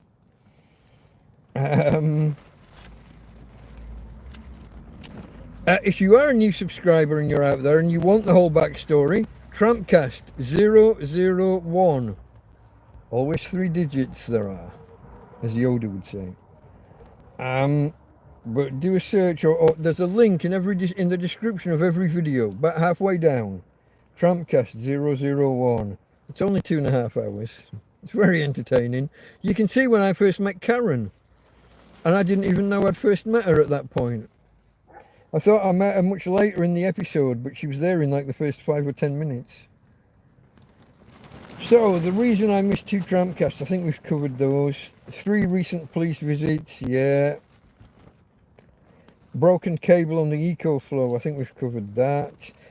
Thank you to, like I said, thank you to everyone who offered help on the EcoFlow cable thing, on the solar cable thing. It's not that I don't appreciate it. It's just that I either don't have the equipment or the skills, and what I've got here doesn't match what people are describing. It's very strange to me, but the back end of the cable, the back half of the cable, doesn't have 2 holes running through it. It has 2 posts, and it appears that the cables are just soldered onto those posts at the back of the cable, which might be why it was so shit and so fragile and broke so easily. So thank you to everyone who's tried to help. And I am behind with my communication still. I've tried to get back to a lot of people. I had a blast at it. Yeah, was it yesterday morning or the morning before? 2 or 3 mornings I've dug into emails and responding to comments and things. But there will be some that I've missed or not got to yet, or maybe some that I've deliberately, if they were longer, maybe I've set aside to respond to later. So apologies to anybody that I didn't get to yet. It's not that I'm ignoring you. You're either in the queue or I accidentally missed you. Sorry. Okay. Some people offered to just buy me a cable or send me cables, and can you give us an address? I could give you an address, but I would feel so bad when Correios don't make a real effort to deliver it. Just tell you failed to deliver, and they'll tell you it's returned to sender, and it won't get back to you. And then that leaves me feeling terrible. So I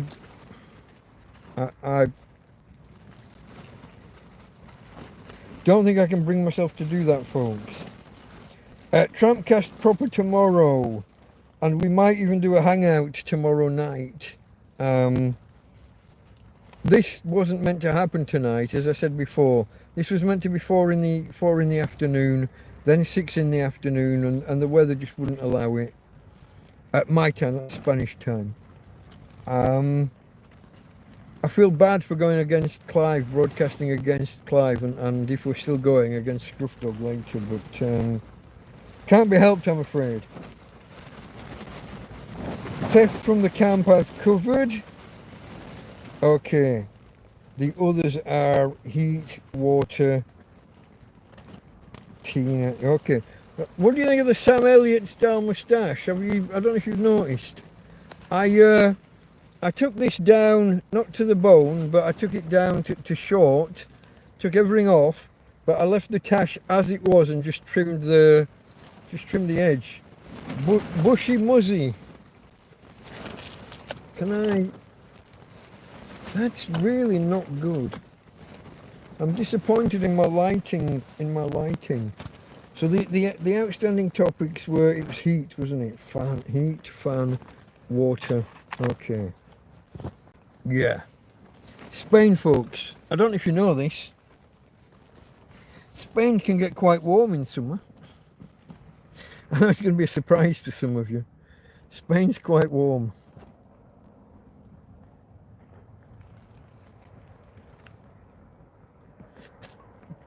Georgia came around earlier. He brought sangria. Warm sangria. But sangria. So, cheers to George, the sponsor of the evening's ale. Data warning, you've used 40 gigabytes. Yeah, that's okay. I'm on day 27 of a 28-day package where I've got 150 gigabytes that I've paid for and 150 that rolled over from last month. I think I can manage the fact I've used 40 gigabytes. What the fuck?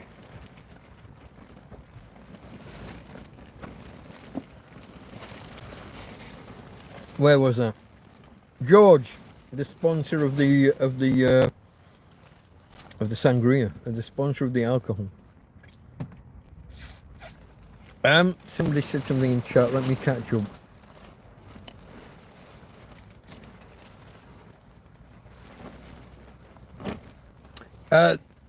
The fan when it's laid down is unstable, but this is not a tall light. It's a solar panel here, and the lights here, and it's got 3 modes.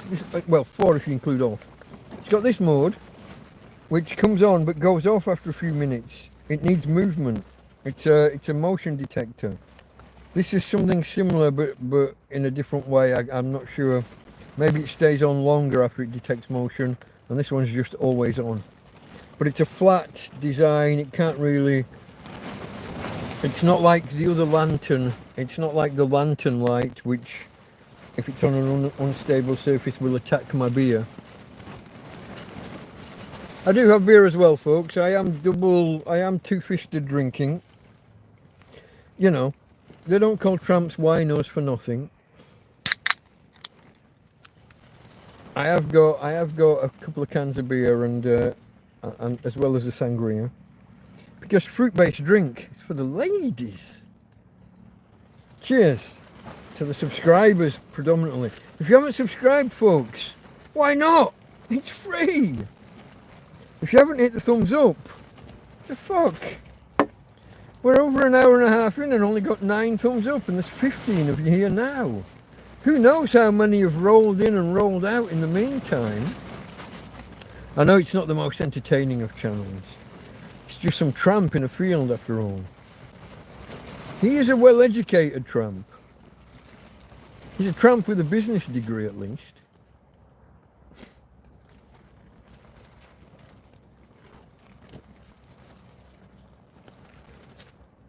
Lancaster University's finest.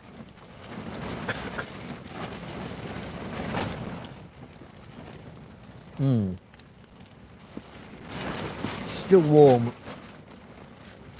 Never gets cold. Nice lamp, says Karen. Yeah, thank you, Karen. Guys, Karen bought me a lamp very much like this, and within 2 weeks the police stole it. Do you know why they took it? Fire risk. Really? This was when they took bottles of water away. Do you know why they took bottles of water away? Fire risk. Plastic garden furniture. Fire risk. Gas bottle connected to a gas barbecue. 1 metre off the ground. Fire risk. Pots and pans and ladles and spatulas, plates and knives and forks. You guessed it. Fire risk. These are your local police and your Guardia Civil in Torrevieja. I'll be honest, if they tried it again, I'd be smacking somebody. I would at least be telling people they're gonna, when they call in the binman, because it wasn't they weren't the ones, the Guardia Civil and whatever, you weren't the ones who did the actual heavy lifting. I didn't understand this at the time, because I was in my tent with the doors closed, protecting me and the dog. But it was binmen. If they did that again, I would be telling those binmen, you touch one thing of mine and I'm going to smack you. Make your choice. Go for it. Do you feel lucky, punk? All of the Clint Eastwood kind of quotes. And it's up to them. And if the police arrest me, great. Then we get to go in front of a judge and I get to ask, under what right do you take these things? No court order, no paperwork, no receipts, no detailing or itemizing what you're taking. No appeals process. I know some of you that have been here a while, you've heard all of these tales multiple times, but they do just annoy me, and new people who are arriving and who haven't heard the tales before. That cannot be legal, that the police just turn up, call in the binman and say, take all this shit away. Fire risk. Plastic garden furniture. Fire risk. Bottle of water. Fire risk. Not even a glass bottle. Plastic bottles. 8-litre bottles. Fire risk. Vacuum flask. Fire risk. 2 metal single-walled bottles. Metallic single-walled bottles. Fire risk. Bullshit. I claim bullshit. I claim total shenanigans. So if I say I'm going to smack you if you touch my stuff, take me to the judge. Let's go fucking see. Let's ask the questions. That's what I would do the next time. And if they lock me up, big deal. You're taking a man who had nowhere to go, who had no food, who was living in a fucking field with mice and rats, and you're going to feed me for 3 months, 6 months, whatever the fuck you choose. Bring it. Apart from not seeing my doggy darling, life would be an improvement, wouldn't it, really? I bet you don't sweat your balls off too hot, 50 degrees Celsius through the day in prison. Take a man, give him, what, 3 square meals a day, a bed and a roof over his head, an aircon, and tell him he's worse off. It's a punishment. Right.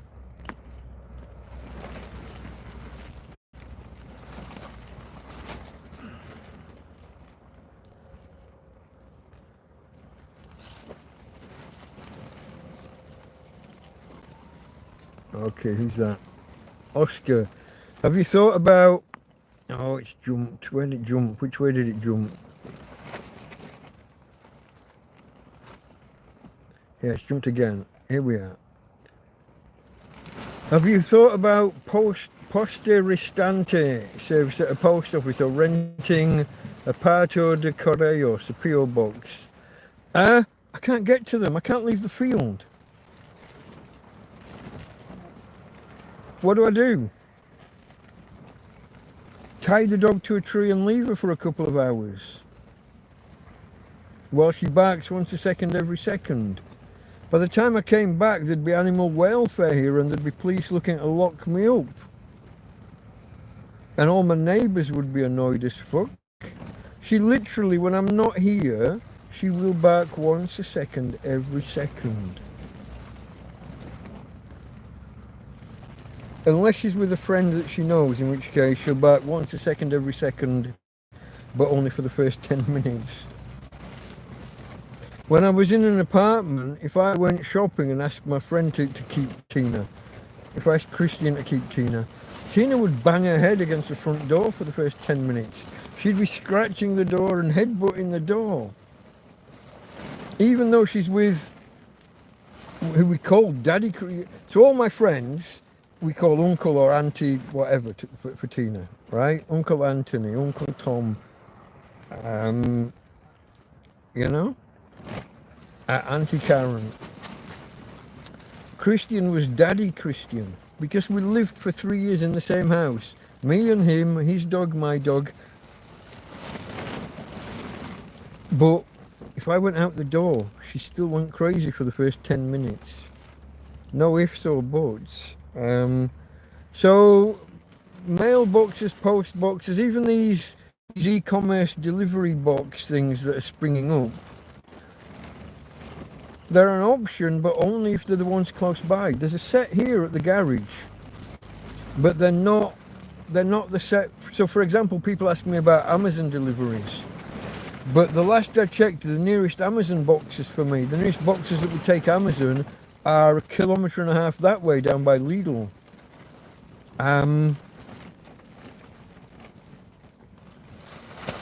If we can get a delivery to these boxes just behind the Repsol, great. I got no idea how it works.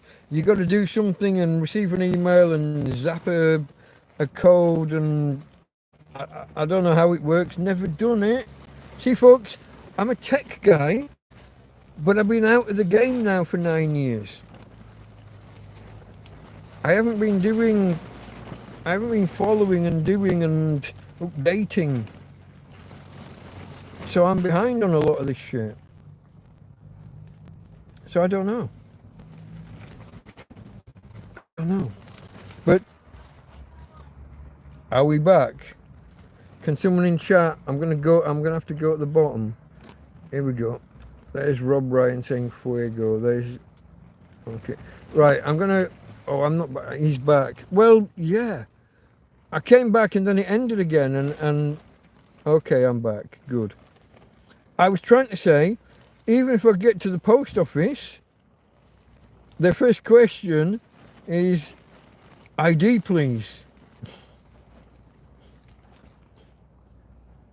Yeah?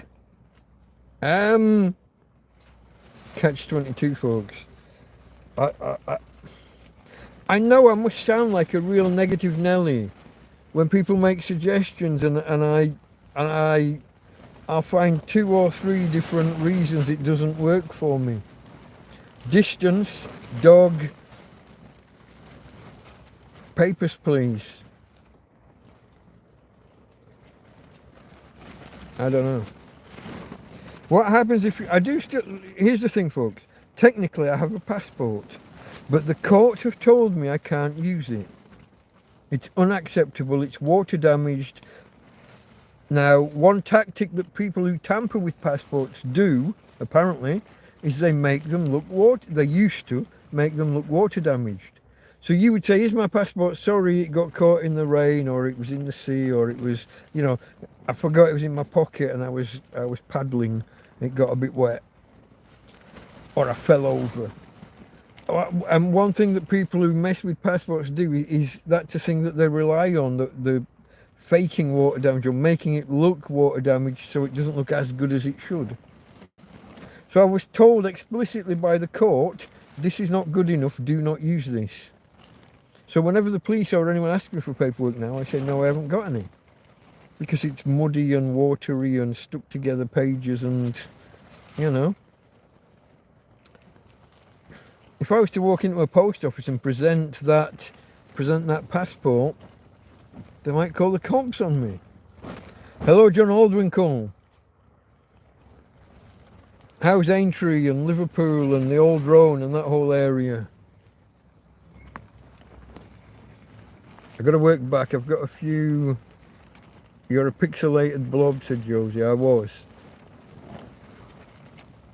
The picture's distorted. Okay. Fire, said Rob. Yeah, that was the... Rich said cheers. Okay, I think I'm back. I get back to... Not having a go at Yoska. Sorry, mate. I don't mean it to sound like it just... I've thought about it, and I've already found the weaknesses in it. Unless you can use these boxes at the Repsol garage at the top of the road. I can tie Tina to a tree. You know when we were outside earlier, when she's under the little hedge, she's got her little, I call it Tina's corner. And she goes under there, I tie a little loop, I tie her a single loop under the bush, tie her to one little branch, and because of the way the tent is, I can go in the tent, then come out of the tent and go around. She doesn't know I'm gone, half the time. Sometimes after a few minutes she might start barking a little bit, but she's uncertain. She doesn't know I've gone. So if we can use the mailboxes by the Repsol garage, Calle, is it Calle or Avenida? It's definitely Alfred Nobel. Sometimes it's Alfred Nobel, sometimes it's Alfredo. Depends how far down the road you go. There's another thing with Spanish folks. They translate names. So Queen Elizabeth II, if you said that to a Spaniard, they wouldn't know who the fuck you were talking about. Now, the word for queen in Spanish is reina. But if you said Reina Elizabeth, no idea. She was always Reina Isabel. Reina Isabel II in España. They translate names. Prince William, Principe Guillermo or Guillermo. They translate names.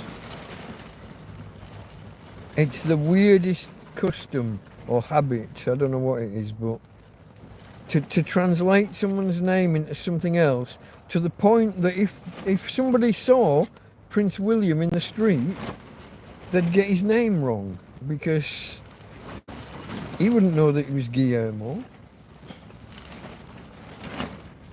I don't know. Harry becomes Enrique, obviously. Maybe that's a little bit closer, you'd probably know that one. But yeah, it's just a weird, I don't know where I got that from, but I went off on a tangent somehow from because the road was Alfred Nobel. In places it's Alfred Nobel, and in other places the signage switches to Alfredo Nobel. Always entertaining. Watching the road name change spellings down the road. I was on a place called Bertha von Sutter, and the Bertha would often become Verta. Signs halfway down the road with Bertha. See, Spanish B and V are interchangeable sound-wise. They make the same sound almost. In fact, to my ears, it is the same sound. But the signage on the road was Bertha von Sutter, Verta von Sutter, Verta von... There's 4 permutations there, I think, and I think they use at least 3 of them, some of them twice. Spain, I don't know.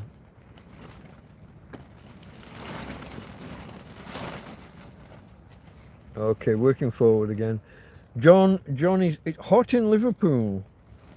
Oh, Karen, I missed you, did I? 22:15. You might still be here. 3 minutes, you might still be here. Catch you later, mate.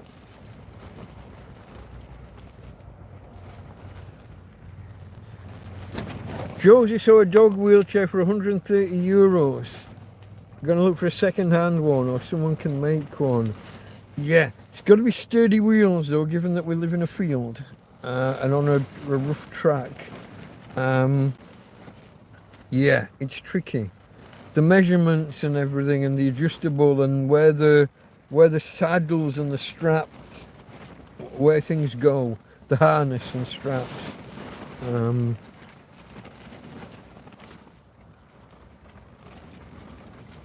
Yeah, if we could get mail to the box at the Repsol, that could work. I know nothing about how it's. I don't even know the name of the company that run those boxes. I don't know what they are. But yeah, I mean, if we could do that, I know that for Amazon deliveries, it's a kilometre or a kilometre and a half that way. It's at the next to Lidl, on at the bottom of Avenida de la Mancha, on the corner of Avenida Cortes Valenciana.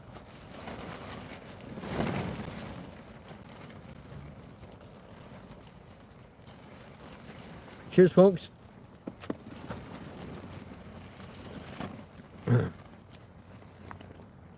See, I've lost half of my crowd because I'm going up against Big Clive. Half my audience have come from Big Clive and Scruff Dog, and so I never wanted to compete against those guys. That was never my aim. But I want to see whether I can. What would happen if I put that there? Is that better or worse? And I could put this, what, here somewhere?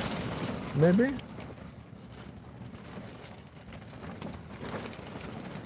I got no idea what every is.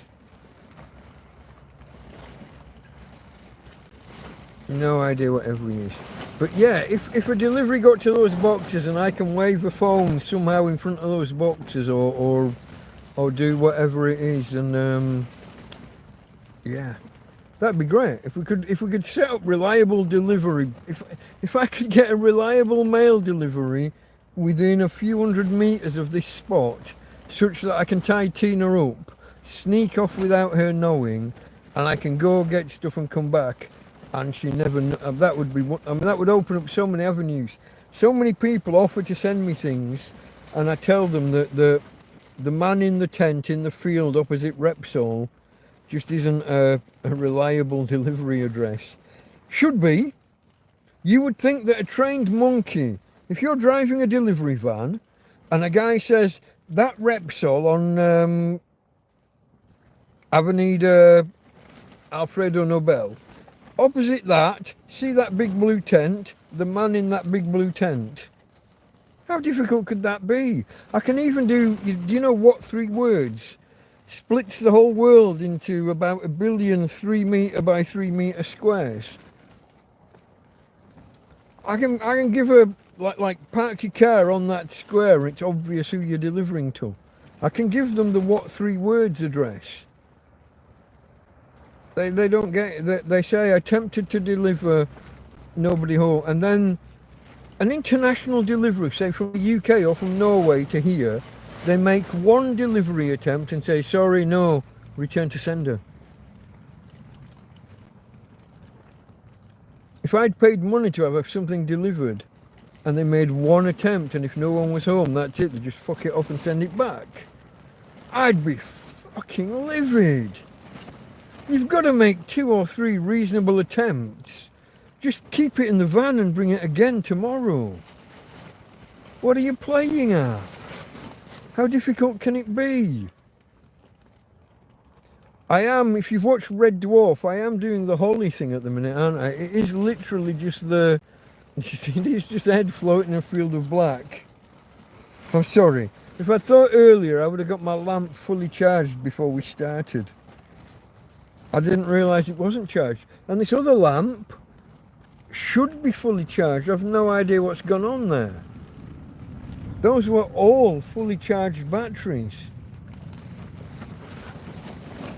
Somehow it must have got knocked or dropped and landed on the button and been on overnight, or you'd think I would have noticed. But it's got a fan as well though. It's not just It's not just a light, so maybe the fans come on and I don't know. Maybe I'm just an idiot. I cannot exclude this possibility. Every is a postal service similar. Oh, is it the one that used to be called? What was the one where they used their own cars? They had to rebrand. They had such a bad reputation. It's going to be that, isn't it? What were they called? In the UK, if you bought something from Argos, it was delivered by a bloke in the back of his own car. But the company had a name, but they got such a bad reputation they rebranded. I'm going to bet that that's Every. It's that bad one that rebranded. Someone will correct me if I'm wrong. If I wasn't competing against Big Clive, Jack Attack would be here to fact check me. But he's not. Everybody's watching Big Clive. Whoa! Okay, folks. Did I have other questions, other issues? I did do a short list of things. I asked about the Sam Elliott. I don't know whether you can tell in this light. Maybe if you watched the video earlier, you can see that this is fractions of a millimetre, and I've left this at, I don't know, about a centimetre long. I've gone the full bushy moustache and really short cropped beard.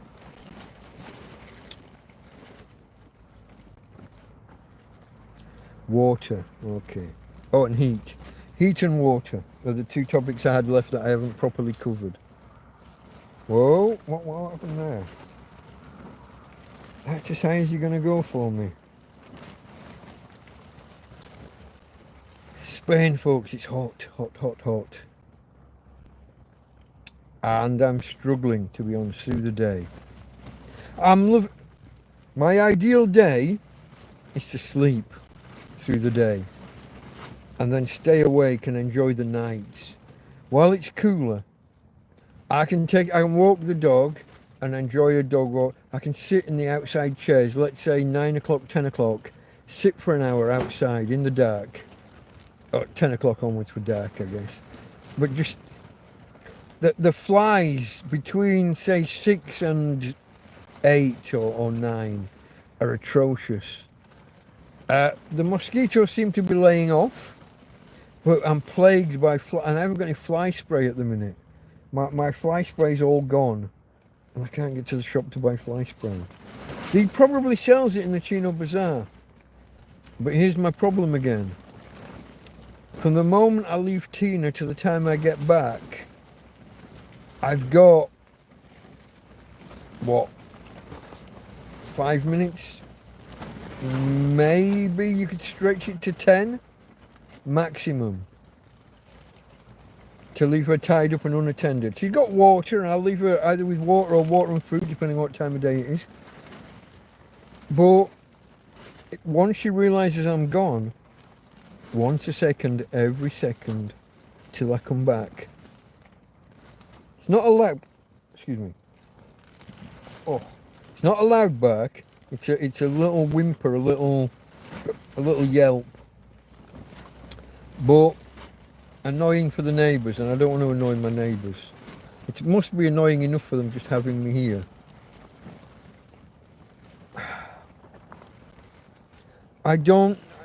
That's a big shop with lots of sections. I've never walked around it.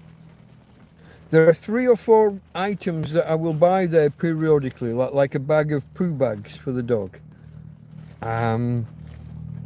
Occasionally I've perused when I had 2, so I'm timing myself, giving myself a 10-minute limit.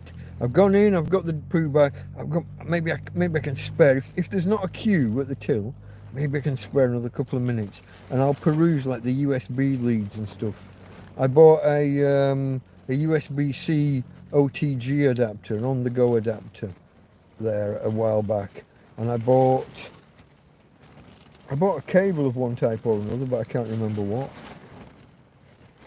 Anyway, occasionally, if there's a section I know where it is, I can browse for a minute or 3. but I've never walked around that shop. He probably sells fly spray, but I wouldn't have the foggiest where. And within my 10 minutes from leaving here to getting back, and I got to make use of that time, so I'll take a bin bag or something with me, you know, keep the mess down. I'll take a bin bag or two with me when I go. So I'm going to the bins, doing that, into the shop, whatever I've gone for specifically, and then I've got a little bit, maybe a couple of minutes to browse, but usually in a known area. I don't know where any... 2.5 years in this field, and I don't know where most things are in that shop.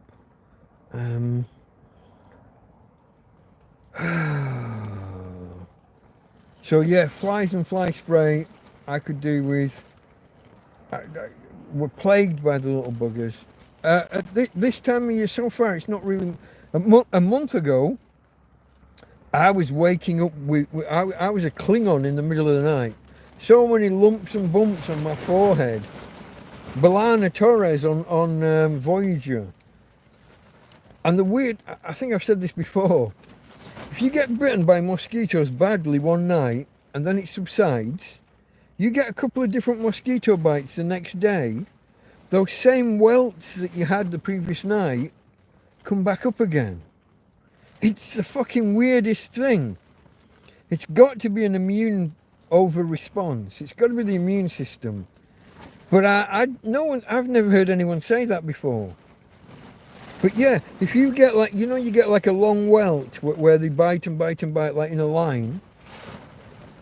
When that goes down after a few hours, but you get another bite the next day on a different part of your head, that comes back up again. Oh my, before I got my first shelter, before I built my first shelter, and long before I got my first tent, I had that a few times.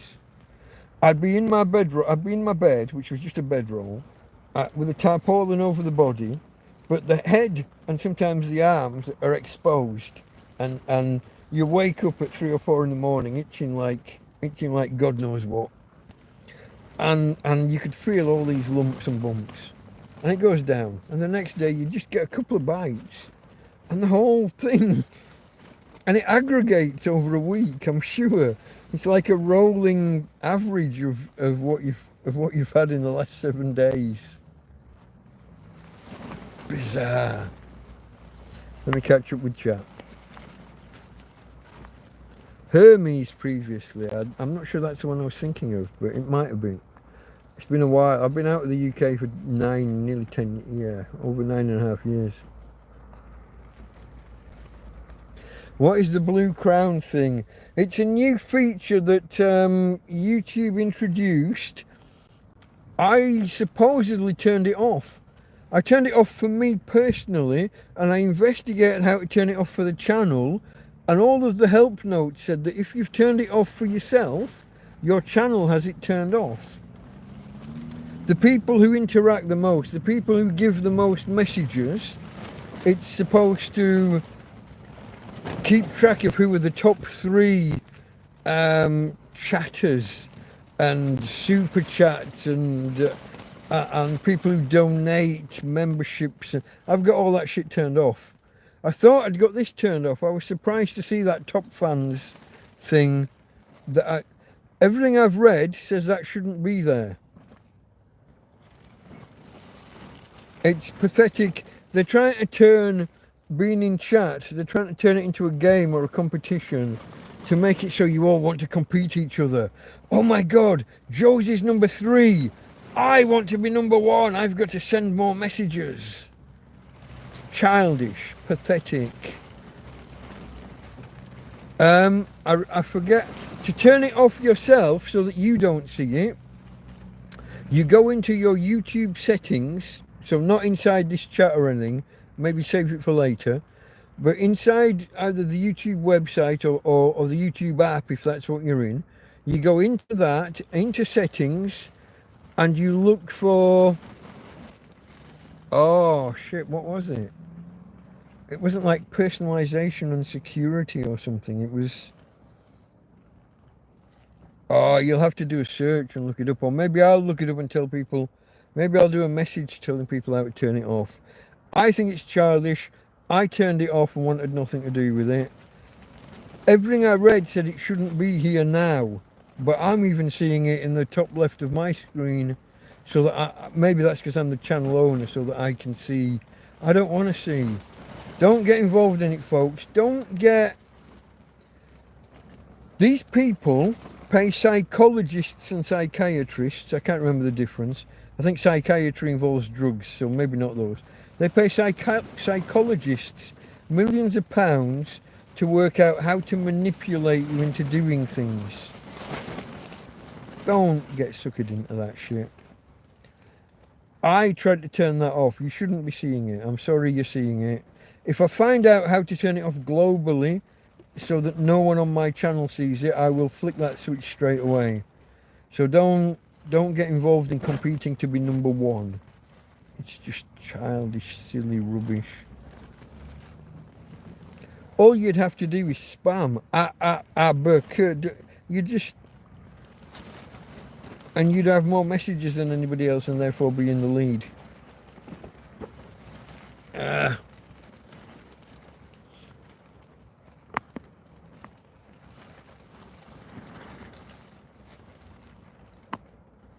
32 degrees in Nottingham, far too hot for me.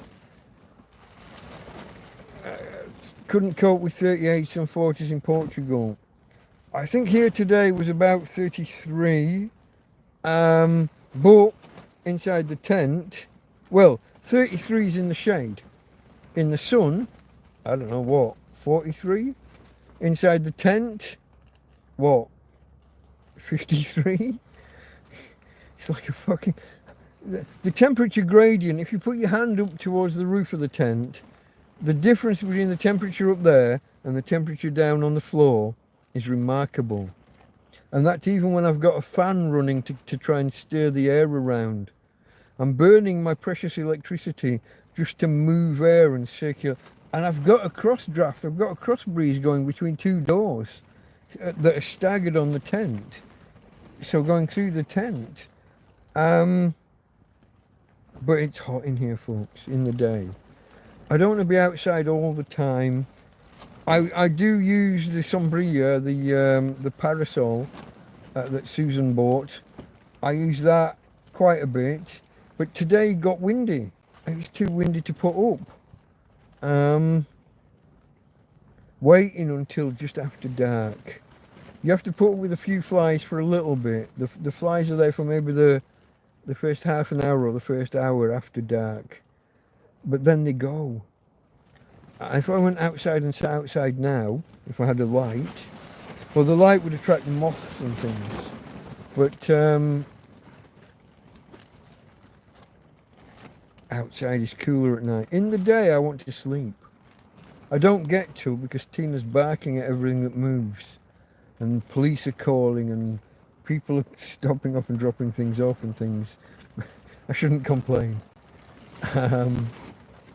But at night, if I fall asleep at 2 o'clock in the morning and wake up at, let's say, 7, I'm disappointed as hell. I've missed my favourite part of the day in summer when it's this hot. Those 5 hours are 5 of the best hours of the day. They're the coolest hours. I can watch films and YouTube videos undisturbed. I can put on a sci-fi story that's an hour and a half long. I can watch an old film. What did I watch the other day? Not Ben Gunn. Robinson Crusoe. Robinson Crusoe. Oh, it was racist as hell. It was brilliant. Not because it was racist. Well, because it didn't care that it was racist. Neither should we. It was the year it was made. It was a product of its time. And you can see what's wrong with it. And you know, I'm not a politically correct person. I'm not woke. But even I was watching it going, oh no. When Friday comes along, he's friends with him and he trusts it, and he sits Friday like in a corner, and that's your corner, you sleep there. I'm the master, I'm going inside. And he's aware that Friday's from a tribe that literally eat people. So he doesn't fully trust him. And one night, Friday gets curious and comes tiptoeing around looking for tobacco. And next thing you know, what does Robinson do? He gets out the shackles, ties the cunt up in the corner in the yard with shackles so he can hear him coming, and says, "I'm the master, you're the..." And you're like, oh.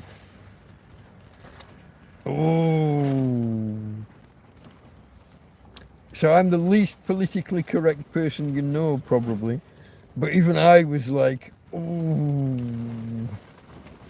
But I don't want warnings putting on it. It is what it is. It was made in the 1930s or whatever. It's a product of its time. We should see that and see our own history in that and learn from that. But we don't need, please be advised, people of a nervous disposition may find this racist or... I mean, it is. But you don't need a warning up front to tell you. You see it when it happens and you go, oh yeah, 1920s, 1930s. Oh, okay, yeah. My humble opinion, take it or leave it.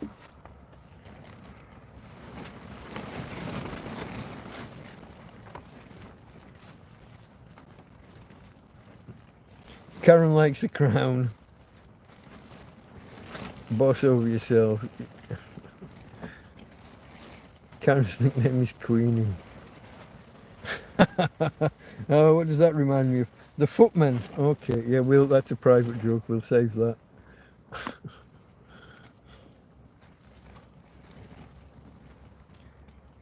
Yeah. People in Portugal leave Portugal when it's summer, and they get to rent their property out at extremely high rates.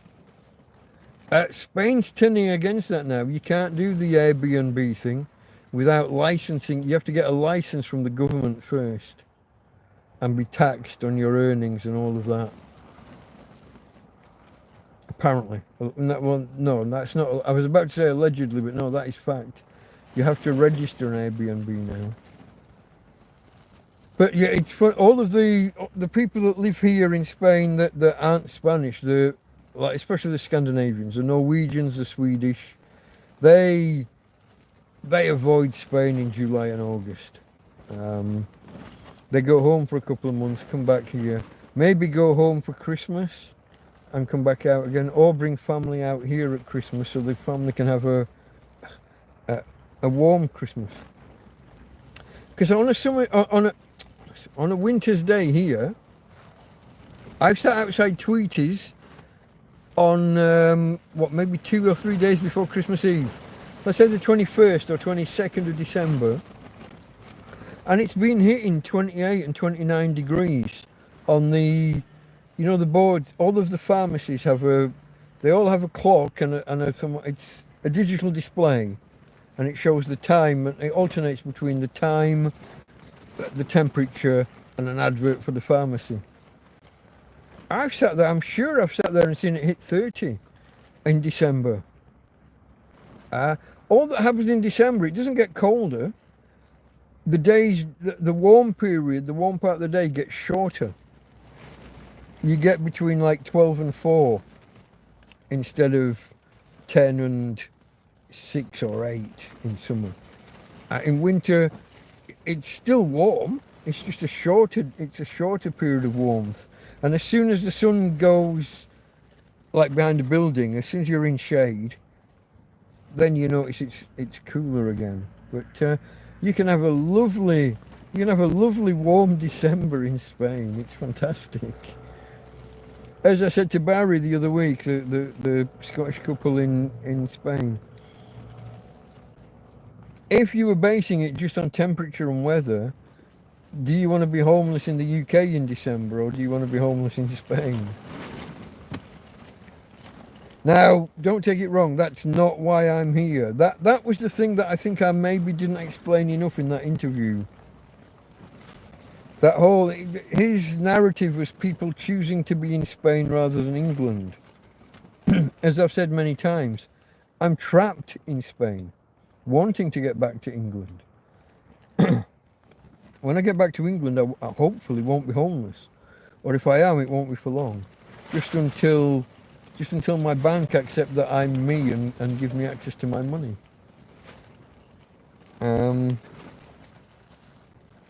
So maybe I didn't do a good enough job of explaining that I wasn't choosing to be here. I was here anyway, and then got kind of trapped here. Yeah. Let's see.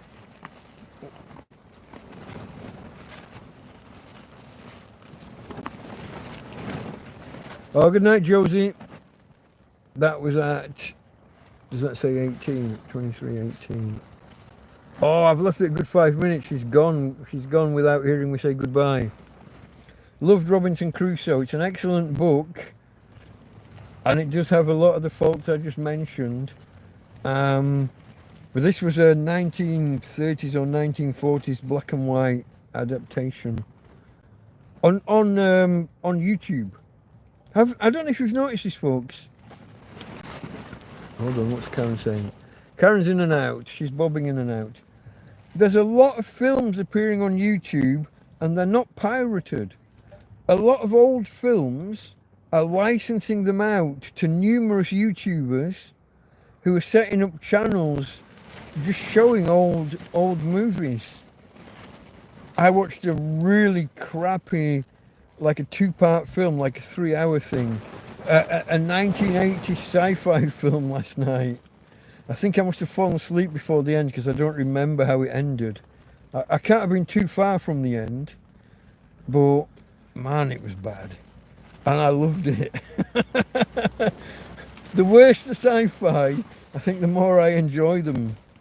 There's something wrong with me. There's something wrong with me, folks. Let me just click a button here and see what's what. Ooh. Where are we? Why? There's only 2 watts out. That's charging the phone and this light. Give me a second. The phone's on 63 and should be charging. The phone was charging at 2 watts. Oh, I'm on the wrong cable, you bugger. No wonder. I bet that's the wrong cable for that. No, that's a good cable for that. I wondered why this wasn't showing up. Hold on, folks, hold on. Let me see if I can fix this shit. That's not the cable. This one, where's that? It's off. Fucking hell. I did it all wrong. I did it all wrong. Right, let me do this. I'm sat here wondering why my phone's going backwards when it's plugged in. I was on a cable limited to 2 or 3 watts. Let's have a check of that. That's drawing 5. Samsung, you piece of shit. Do the job.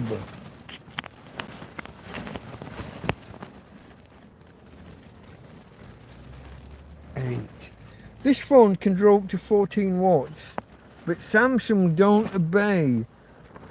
Or this phone can draw a lot more than that. It can draw 14 watts from this EcoFlow. Samsung don't obey the proper rules for USB and how USB should work. Oh, I'm going to put this. If you plug into a proper Samsung charger, you get a lot more power than I'm getting here. Now, I don't think this was charging. Let me see if I've got the cable that doesn't have the kink in it. That's the broken one. No, it's not. That's the good one. Watch this light get brighter. Nope. What's going on here? That's, okay, it's broken at that end, not this. That's a bad cable. Don't use that tonight. That's that, that's that. What's this one? You're that. What's this? Okay, folks. The bane of my... the bane of my existence is cables. That's the brightest setting, really. Total draw, 6 watts between that. I just unplugged this and the total draw, the power draw didn't go down.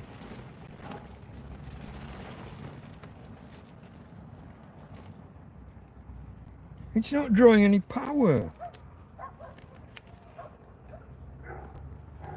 What the fuck? How's a guy meant to... Oh, I don't know, folks. This is not going to stay lit forever. This is just a solar powered thing. Those are messing me about. This is messing me about. That's messing me about.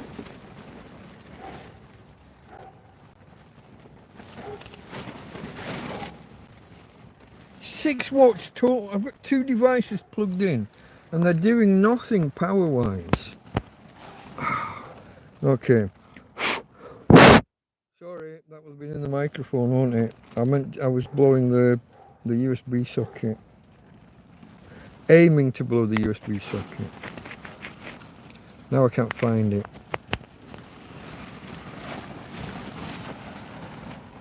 8 watts between the 2 of them.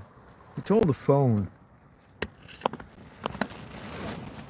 I'm gonna have to get candles out or something in a minute, folks. Okay. 12 of you here. We've had 13 thumbs up. It's a most disappointing target, if I'm honest. 13. The other day, did we hit 26 in the end? I think we hit the record in the end on one. It was a challenge, but we got there. Let me have a look at chat. Oh, I'm finger in front of the camera. God, I'm no good at this. A lot of old films are much better than the remakes. Too much wokery added in. Just look at the Snow White. I haven't seen I haven't heard about the Cleopatra. Snow White, the mermaid. What's she called? The Little Mermaid. Those were panned by everybody. Even the remake of New York, Salvation Army. Oh, I can't get there, folks. I can't get there. Frank Sinatra was in the original. No idea.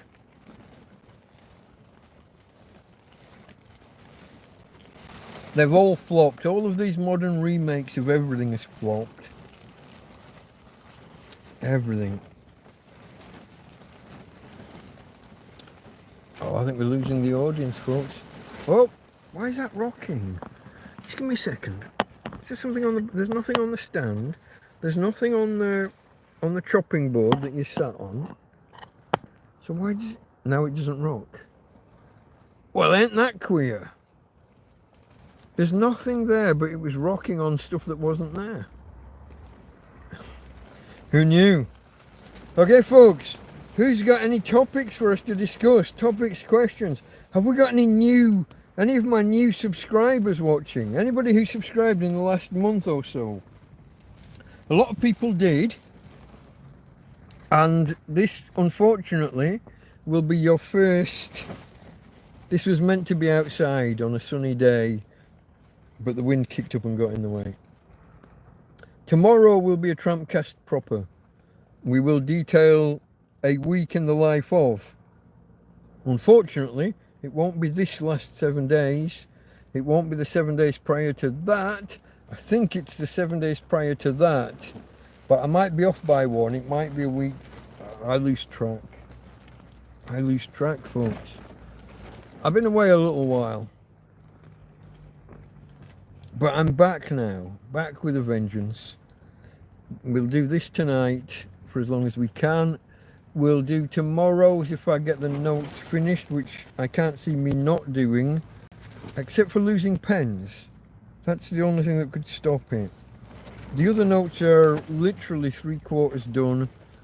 I'm at the point where what I might do is finish the notes for the week in question, and I might get the next week's notes done straight after, so that at some point during this week I can have a catch-up TrampCast, try and get back on top.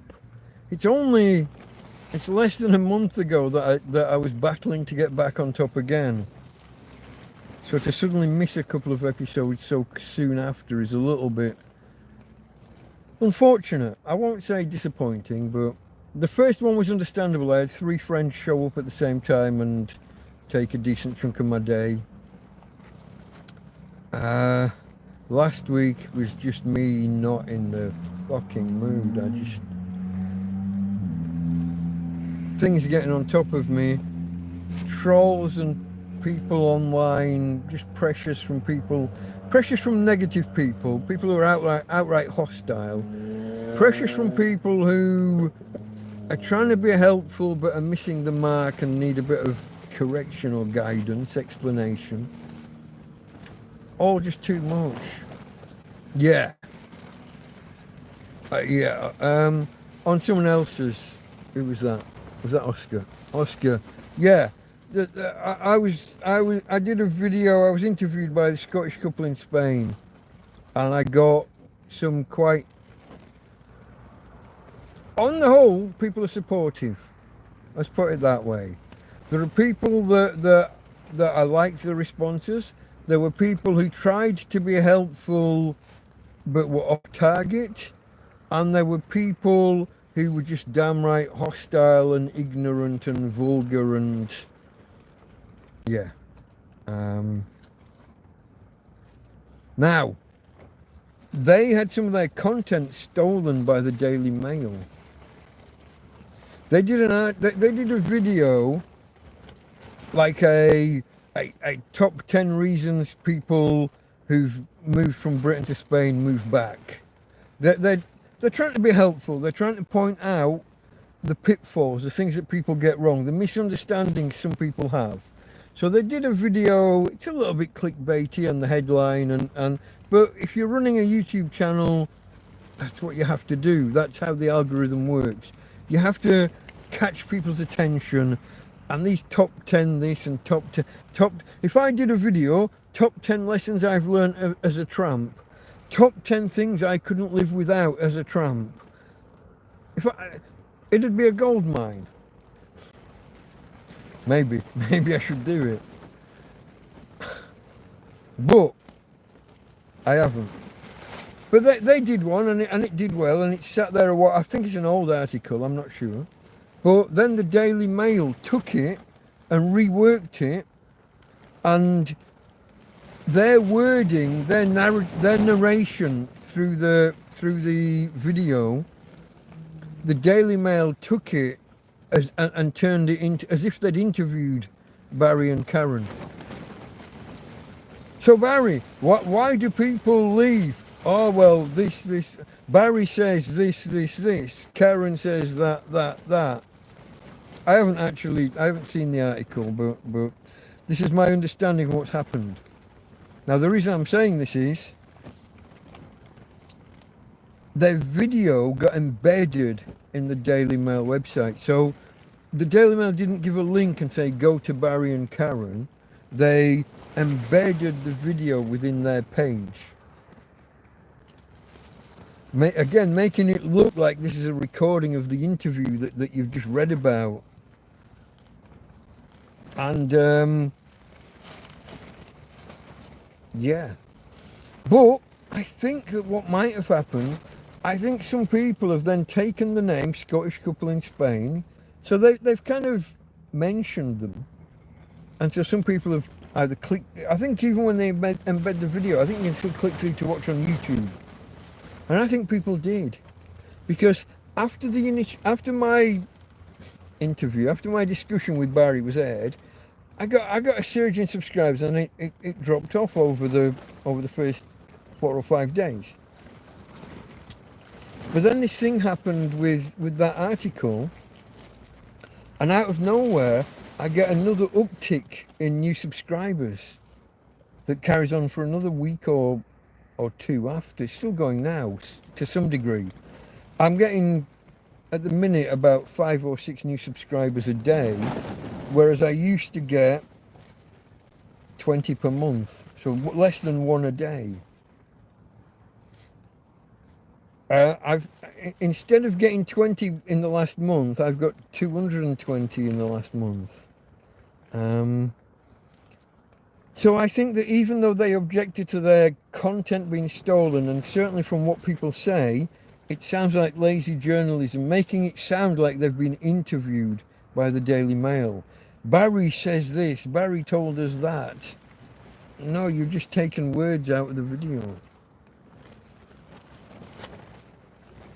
But I think people were clicking through to their site, then seeing my story and coming through to me. I think. I've got no other indication of where this secondary influx came from. So there was the initial 4 or 5 days, and it peters off as you'd expect. But then there was this massive boost that I can't explain. Nobody said, hey, you've been featured on here, or hey, I saw you on there, I came across via... I can only think it's still through Scottish couple in Spain, but via interest because of the Daily Mail thing. I think. Supposition. Correlation doesn't imply causation, but... Well, it can imply it, but it can't prove it. Yeah. Who knows, folks? Who knows? I'm trying to work out where to put my hand here so that I can go back to the... And I still managed to wave in front of the...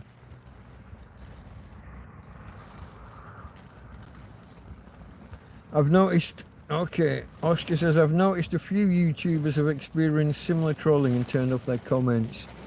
There's it takes some getting used to. There's a major mental health issue. Even when you're getting a lot of positivity, a lot of new subscribers, a lot of people coming in, a lot of comments. And a lot of them are just, hello, seen your story, good luck fella, and that kind of, and those are good, you know, those are nice. And if someone then clicks the PayPal donation link and sends a $5 or a $10 or even better. But the outright negative ones are easier to handle in a way. You just tell yourself, oh, he's an idiot. Oh, he doesn't know, he's lying. He's making shit up. And you can comment and say, mate, you don't know what you're talking about. Fuck off. And they hit you, but not as hard as the well-meaning... I'm not going to say well-meaning idiots. That sounds bad. But the ones who say, can the consulate or the embassy not help? And it's like, no, they can't. When you've got a legal issue in another country, you have to, the consulate can't stop the court system from coming after you. You have to weather the system, the judiciary. I got a couple of people telling me to declare myself a sovereign man of the land and declare that you are not bound by their paperwork and...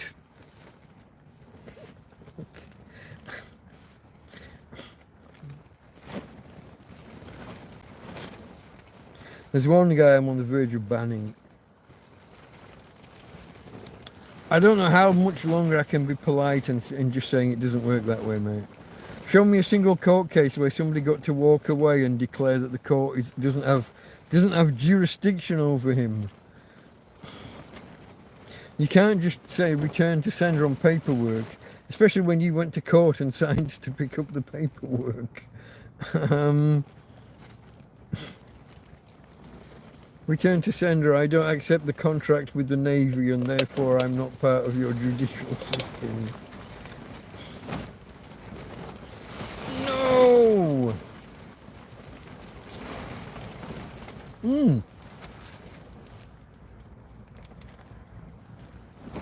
Why didn't I turn that one on earlier?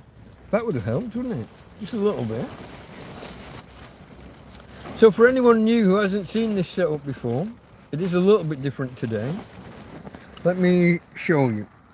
Oh, so this lantern here would normally be about 10 times brighter and would be over where that light there is, sat on 3 full beer cans that are waiting to be consumed over the course of this weekend. So this light would be over there. Then we've got some solar powered Christmas lights. External, I think they're designed to be external or garden lights, but put them out. They've got little solar panels. There's 2 sets there, the top set that you see and then the bottom set, each with their own little solar panel. I think you can just about see a solar panel in the center of the screen there. Over there you can just about see an electric fan, which is connected here to my EcoFlow. Now I should do another video on EcoFlow for all the newbies.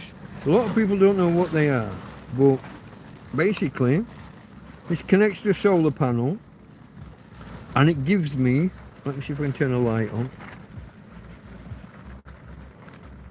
Okay, 12 volt outlet, your cigarette lighter, car, electric ports, whatever you want to call it. 2 standard USB ports, a USB-C port in the middle, and a 220 volt alternating current, a standard household plug, and then a control panel that tells you what's going on.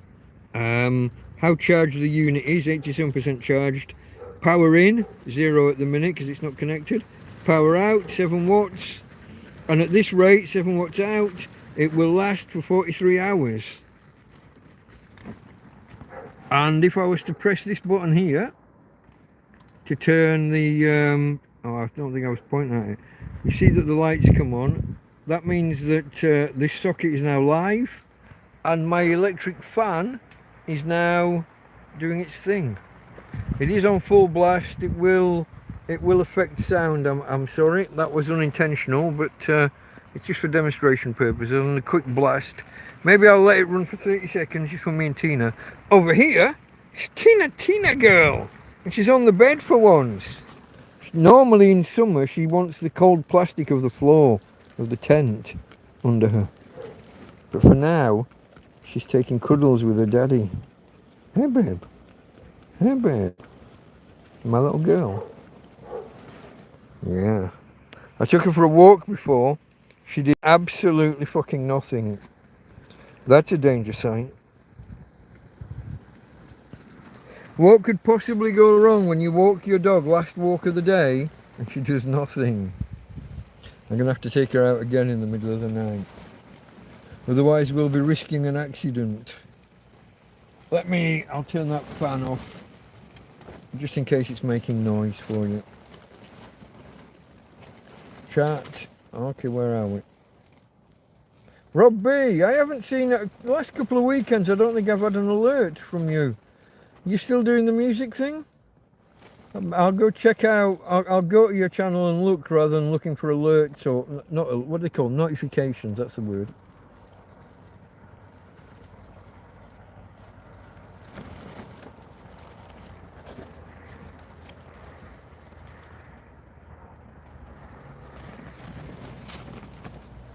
Yeah, Oscar, some people do turn comments off.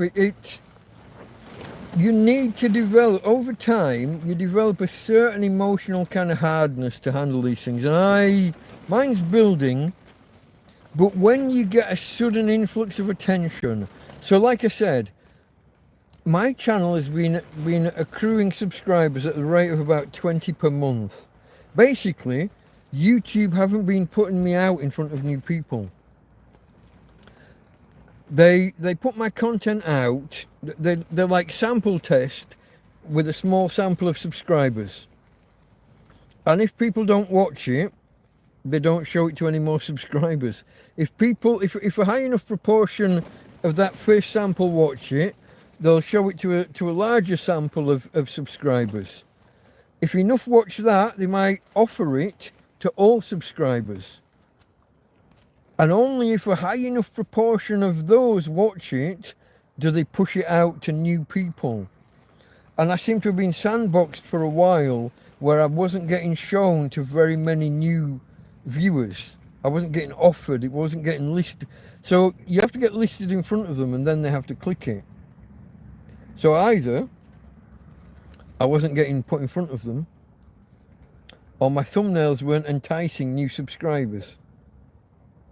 But then I get interviewed by another website, a larger website. I get a lot of attention. I get a couple of hundred new, well, let's say that I got 50 new subscribers in a small period. In that first 4 or 5 days, that first hump. Then suddenly, YouTube's putting me out in front of new people. So I got put out in front of new people because I was on a video on their site. So it wasn't my videos, it wasn't me doing it, it was them. But because I was getting secondary traffic from that, people were then coming and clicking through and linking to me, coming and watching the odd video, and some subscribed. YouTube thought, oh, this guy got 50 new subscribers in a week. Normally in a week he would get 3.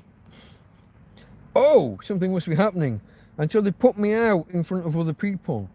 And I end up with 200 new subscribers. So I went from 1,300 to 1,550 in, what, 2 weeks? Maybe 3. I lose track of time, folks. But along with that, though, comes the negativity.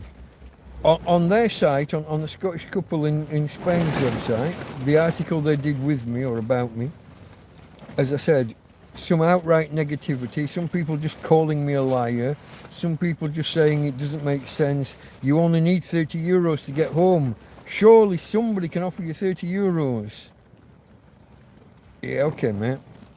Maybe I can fly home for 30 euros, plus getting to the airport. Oh, plus another 40 euros because I need to take a suitcase, or maybe 2 because, you know, 10 years of living in a country. Oh, dog. That's another 500 euros. Oh, I got to ship a crate of belongings back somehow, maybe at some point, someday. Or find a friend to store them till some such point where I can handle that and organise that. And his 30 euros skyrockets, and before you know where you are, vets bills, this, that, the other, you're looking at £1,000. So that's one thing. But then he doesn't know the full story. He doesn't know that I'll be arrested at the airport. He doesn't know this, that, the fucking other. Yeah. So the mental toughness, the fortitude, to handle one negative person or 2 negative people, probably, you know, no problem. You laugh that off. That water off a duck's back. But if you've suddenly got 20 of them one weekend, and if they start backing each other up, it takes a bit of fortitude. And I'm not quite there yet. And like I said, even worse than the people that are outright negative are the ones that think they're being helpful. Have you tried the embassy? Can't you just get on a bus and go to Madrid? Okay. Thank you for offering to look after my dog for a week while I take a fucking holiday in Madrid. Oh, by the way, when I get there and I'm trying to get a new passport and things, and they're going to do paperwork and tell me to come back in a week for my new passport, where am I staying in Madrid for that week? Who's looking after my dog? What's going on? What am I? How am I buying food while I'm in Madrid? Have you ever been to Madrid? It's not cheap, is it?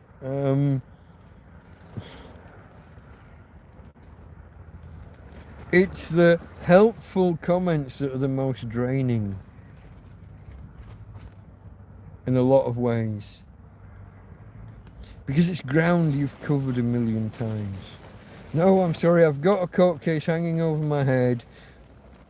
The embassy or the consulate or whatever, whether you go to Alicante or you go to... There's nothing they can do about... The legal process in your host country has to run its course. They cannot interfere. They can monitor. If you're in a country where you're worried you're going to be disappeared, they can monitor and liaise like with your family back home if there's any kind of issues like that. but there's not a lot. Embassies and consulates they're more for filling in visa applications for Spaniards who want to go to Britain. They spend more of their time helping Spaniards go to Britain than they do helping Britons in Spain. We're a small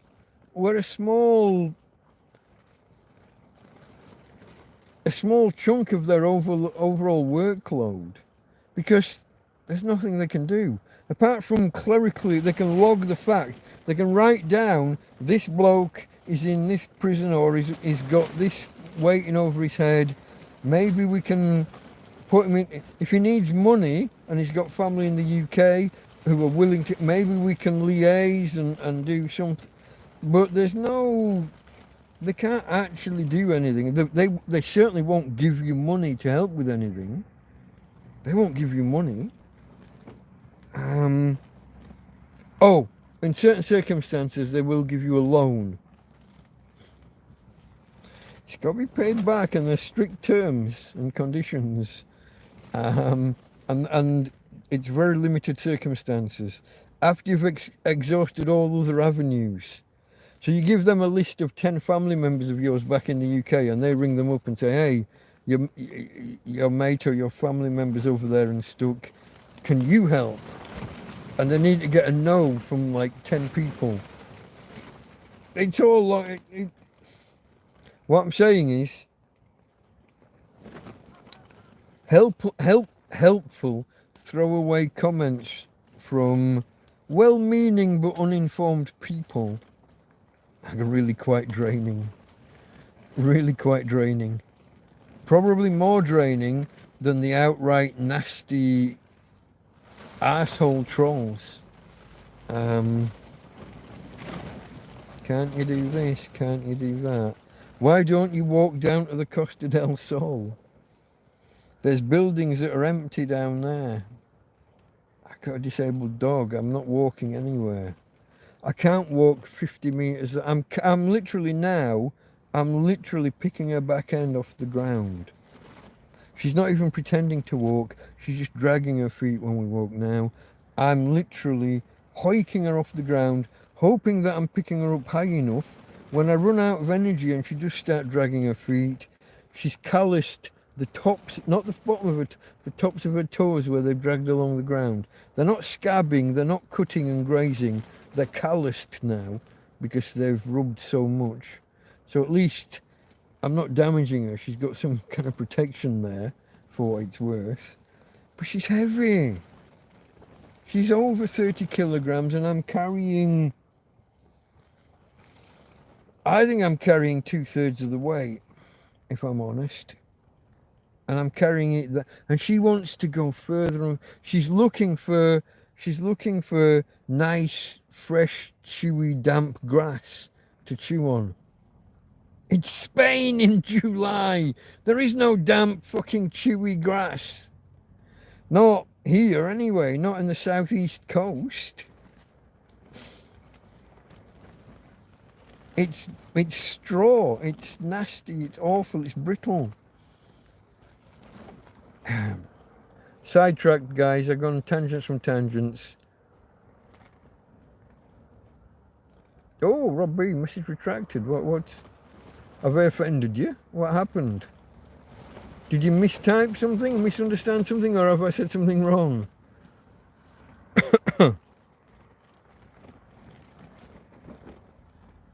I've known Robbie a while. He's been here a while. I hope I haven't said the wrong thing.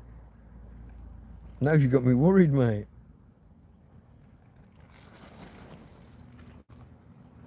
I wouldn't waste my euros coming back to England.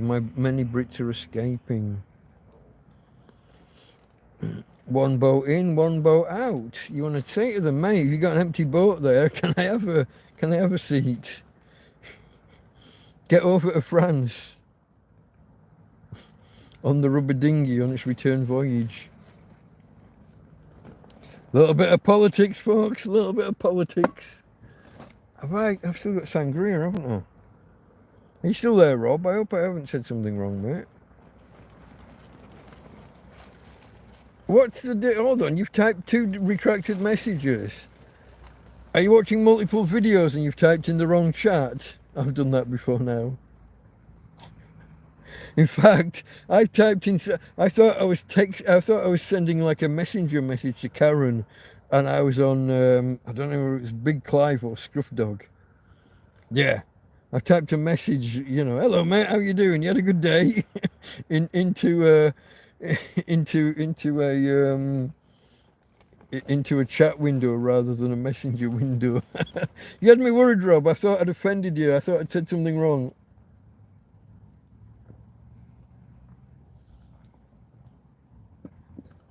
That sangria is nice despite being warm. It is supposed to be two-handed drinking. Am I still on my first can? I am, and I've still got about a third of it left. I will just take half a glass of. It would be nice if I had some ice, but I don't. I've not bought. I'm not even. I don't know if the Chino Bazaar at the top of the road sells ice or not. I'm sure he must. But he's a right one.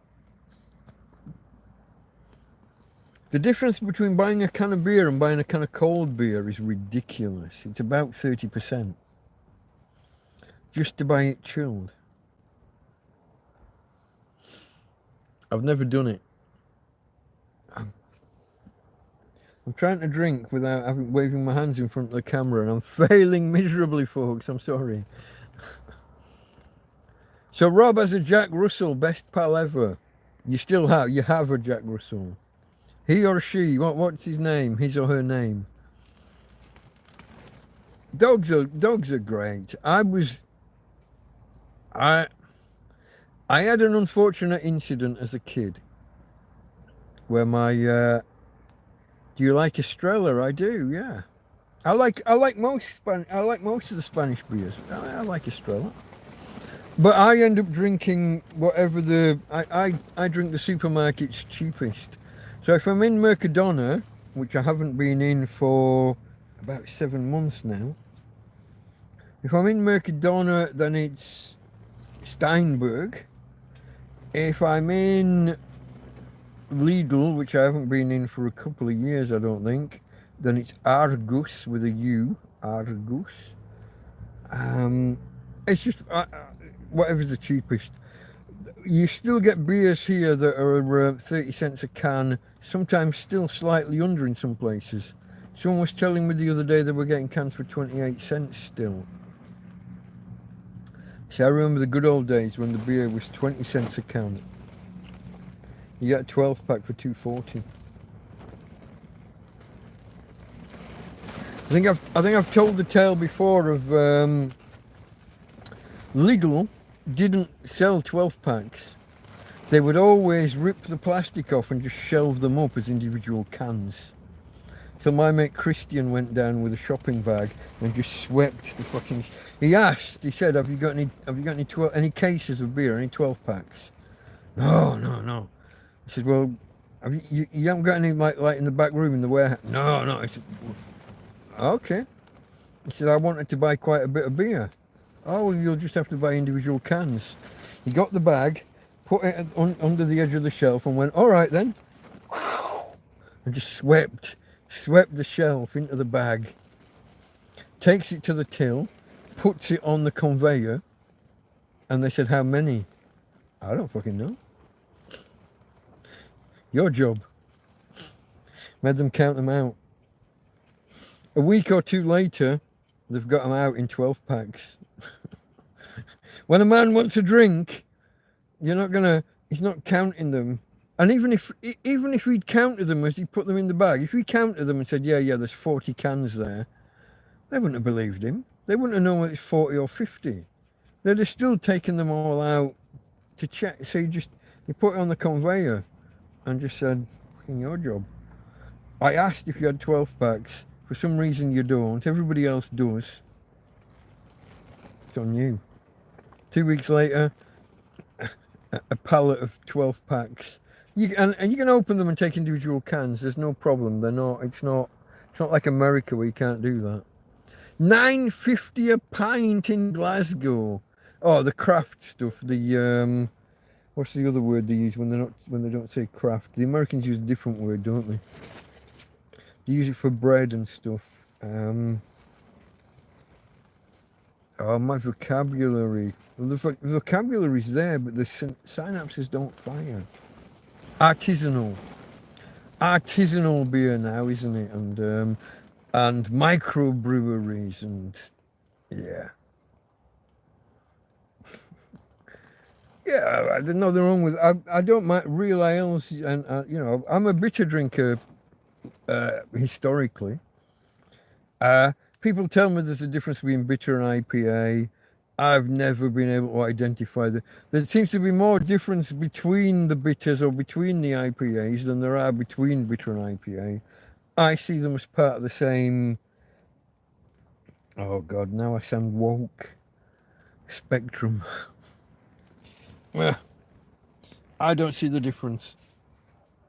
Some people, I think it's a word. I think it's a word game that people play when they say there's a difference between some of these things. They're just playing at either snobbery or it's just wordplay. Bookfast. Now you see, Bookfast's English. I don't know if people know this. I know it's very, very popular in Scotland. But it's basically some English monastery churning out what was meant to be a cough mixture or something. all the herbs and yeah, it's the monks. It's always the monks. It probably goes back to like Henry the second or fourth. All of that Agincourt. I'm going to say second, but it probably is fourth. Don't know. I'm weak on history.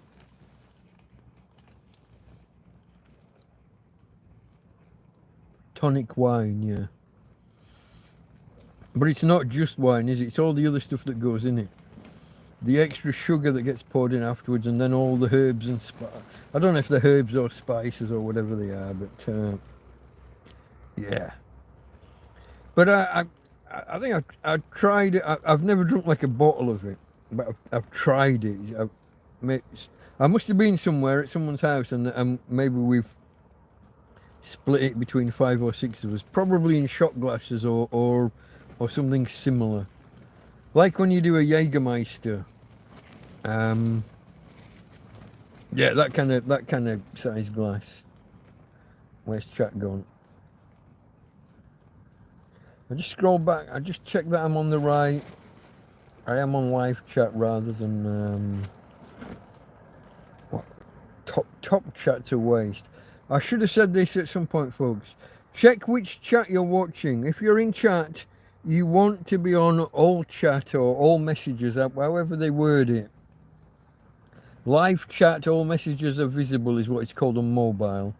Top chat will filter out even the most innocuous stuff. I've even had it when I've been on someone else's website. I've had top chat filter out my messages so that when I scroll back, even I can't see me. The fuck? What is that about? What is the point of filtering out either messages that I type or people that are responding and atting me properly, and filtered out messages that are to me? The fuck? You'd think that if someone's sending you a message kind of directly within chat by using the @ symbol, you'd think they'd at least show it. I think someone else, who else is here that's in Glasgow? Let me scroll back and see if I can remind myself. Robbie,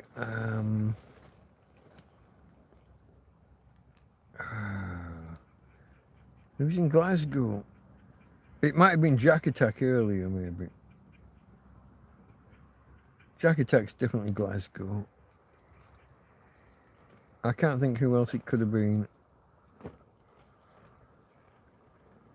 Yeah, it's warm in the UK, as far as I can gather. I read a headline earlier that said somewhere had been 35 over there, and it was only 33 here. So warmer back there than here. I love autumn, says John. John in Liverpool. Yeah. I'm looking forward to it myself, mate. I'm waiting for the weather to break. We haven't hit August yet. Somewhere around September the 15th, somewhere between September the 13th and 20th, there will be like a thunderstorm. There will be a noticeable drop in temperature. It will drop about 10 degrees. There'll be a fuck off thunderstorm, and the temperature will not go back up fully. It'll rise slightly, but it won't, and that will be the break in temperature. And I'm ready for it already, and we've still got the second half of July to go, and the whole of August. Now I'm happy to say, in August I'm trapped in this field.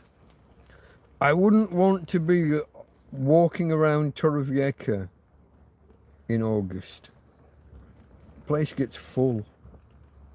Where I used to share the apartment with Christian, there's a gated community made up of 5 or 6 tower blocks. Not tall tower, wide. There'll be like 8 floors, but you know, there'll be like 8 apartments abreast, but 8 floors high. All year long, in the entire complex, 7 or 8 tower blocks of 60 apartments each. So you're looking at 400, almost 500 apartments, yeah? You can see about 3 lights at night. All year, even until May. Christmas is a little bit different. In August, they're all lit up. 90% of those apartments will have lights on every night for the entirety of August. And the number of cars goes from 3 to fucking 100. And then you hit that. I don't know if you've ever been in Spain when this happens, like the last weekend in July. The police will name like the weekend. It gets a name, and it's on the news, and they call it like Operation such and such is in effect, and this is the operation to get every fucker out of Madrid. And one of Torrevieja's nicknames used to be Madrid by the Sea. If you draw a line like from Madrid to it's this area. It's not just Torrevieja, but it's this section of coast, I guess. But they have this operation such and such, and they will literally on the news that weekend, they will keep like a running score of the deaths. Only 3 dead. We're 3 hours into Operation Escape New York, Escape Madrid. We're 3 hours in, and there's only 3 dead. We're doing well. Keep up the good work, lads. And it's this major operation over a weekend to get everybody out of Madrid. And at the end of August, that last weekend in August, is the reverse. Operation Get the Fuckers Back into Madrid. And again, a running tally on the news of how many deaths. It's like not a joy to behold. That sounds terrible. But it's interesting from a cultural point of view that they have this operation such and such, the operation out and the operation back in, and they literally keep like a fucking running tally of how many dead that weekend, or those weekends. Different. You don't get that in the UK. There's no Operation Exit London to Southend and back a month later. Now, in fairness, 50 years ago? The industrial towns used to have this, didn't they? The factories would close down for maybe a fortnight, maybe not a month, but a fortnight. Everybody would leave whichever industrial town. So, like the shipyards didn't want half their staff on holiday in the first half of, in the first week of August, and and the other half on holiday the second week. So they would close down factories and shipyards and everyone, oh, it's the 2 weeks, and everyone would go. So from Bradford, everyone went to Morecambe, apparently, or a high proportion. So I guess 50, 60 years ago, we used to have something similar. But for the Spaniards, Spain shuts down in August, apart from the bars and hotels. Allegedly. Oh, that's the wrong button.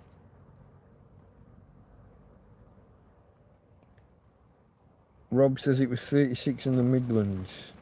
Yeah, that's crazy, isn't it? We don't get that.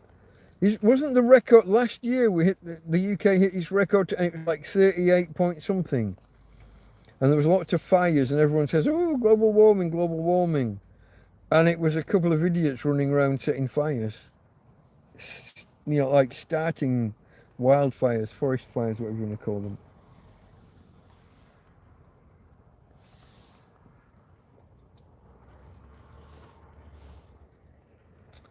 Okay, folks. Let me see whether I can. How can I do this?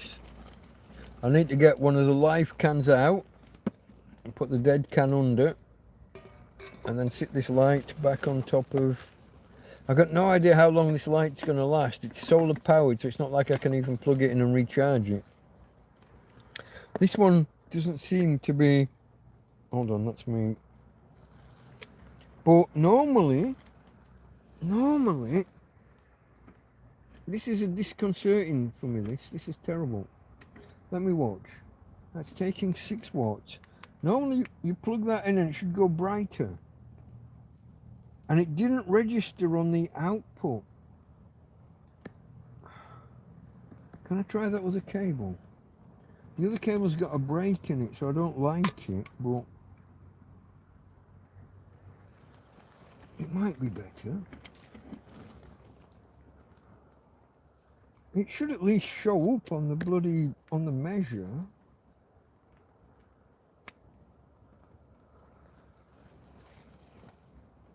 I got no idea whether those are working or not. Oh, that's bizarre. And it just turned down. I'm very conscious that I look like Holly off Red Dwarf. I am just a head against blackness. And even the lighting I do have isn't doing a great job and isn't going to last long. And everything was dead all at once. This was dead. My other light was dead. I don't know what else I've got. I turned that on because when I didn't have that on, let me try this, look. This is what I did for the first hour. I didn't even have that on. Normally it doesn't make a difference. If this light was doing its job properly, this wouldn't be needed. It's okay, babe. What's wrong? Are you warm? Tell me something, guys. I'm going to turn the fan on. Tell me if you can hear it and if it's like too loud or distracting, if it distorts, if it blows in the microphone. Tell me how we are. Because the dog's too warm and I'm going to... It is nice when the fan is on.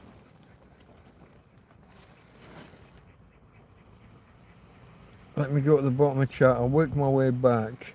Smeghead, yeah, okay. I need to put a H here. Did you guys that have arrived late? I broke my glasses today. I was trying to go live with a TrampCast Hangout like this, and the wind was blowing. I had to like postpone it. I was chatting with someone for an hour outside. The wind was kicking up a gale, which is why I postponed.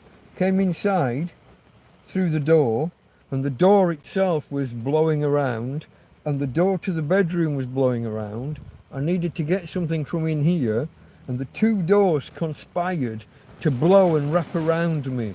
I think one around my legs and one around my arms, or at least in the way of me. The one around my legs tripped me up, I fell over onto the bed, face first. Couldn't get my hands there because of the other fabric, and I landed and crunched the glasses. I broke the arm off the glass. Well, it crunched. It didn't break off. I thought I'd get another week out of it, and it fell off about an hour later. But I've also broken, I don't know if you can see that, the plastic that holds the lens in, the frame that holds the lens is also popped out. So that's going to be knackered within a week or so. So I'm trying to wear my glasses with just the one arm. Are they called arms or legs? I think it's an arm. What can you do, folks? I'm going through one of those phases at the minute where everything breaks. My watch strap broke 3 times in the last 2 weeks. The plastic just perishes. Spain and plastic do not mix. It just perishes. This is why tents don't last me more than, what, my record so far, 7 months?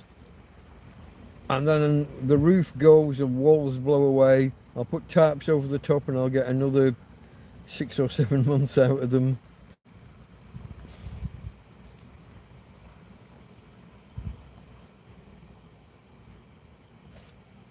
I'm hoping this time, because I've got tarps over the top from the start, we're at least protecting most of the fabric of the tent.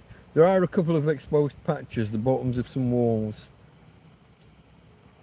But the roof and the majority of the tent is covered.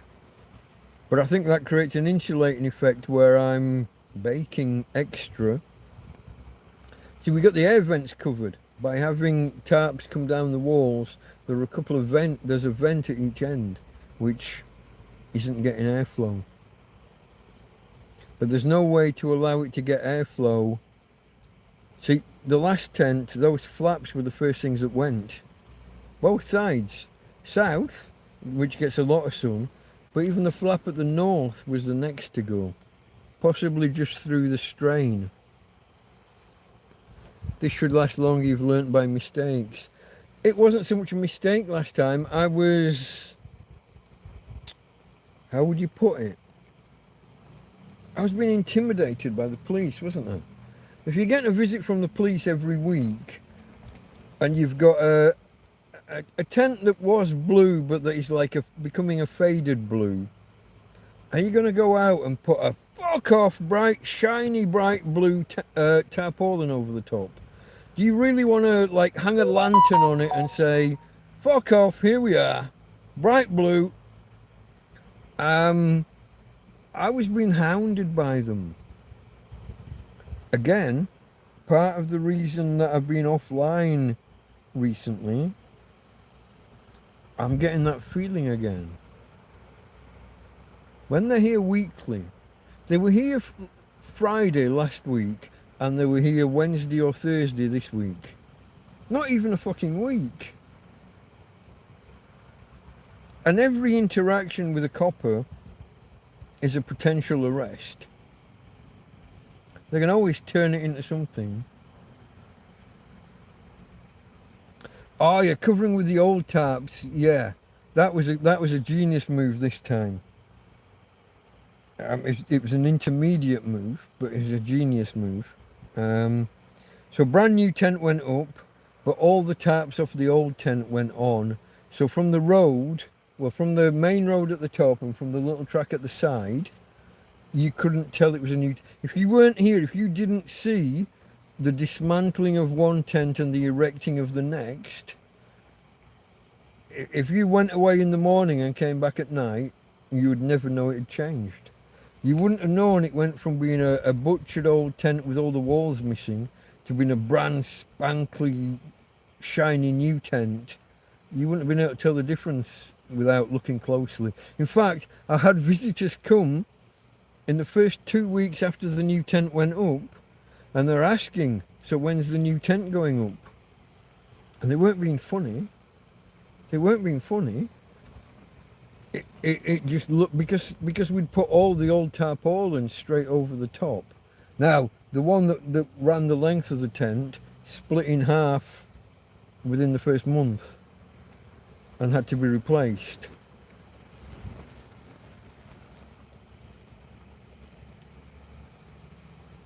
I managed it on my own, folks.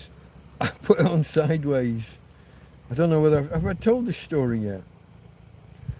I got the new tarp out, I unpacked it, I laid it out, and it kind of unpacks in a line, and it was the right length for the tent, so I thought, okay, that's right, it's long enough. Phew! I didn't realise that was the width.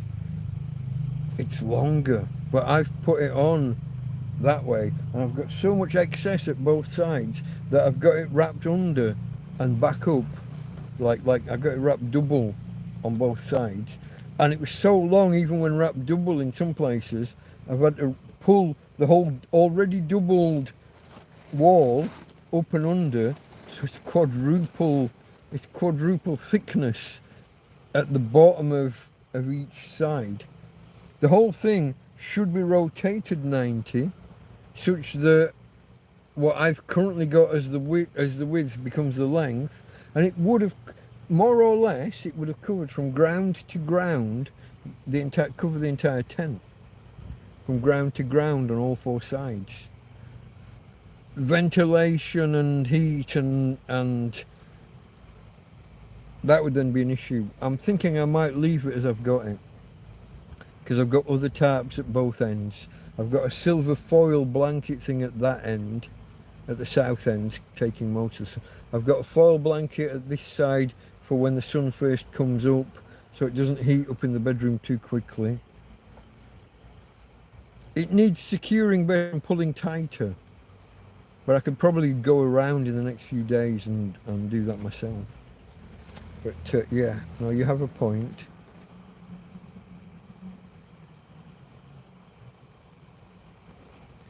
Just a shame you couldn't show the new tent off. Yeah, I mean, yeah, that's yeah, it seems to be a good solid tent.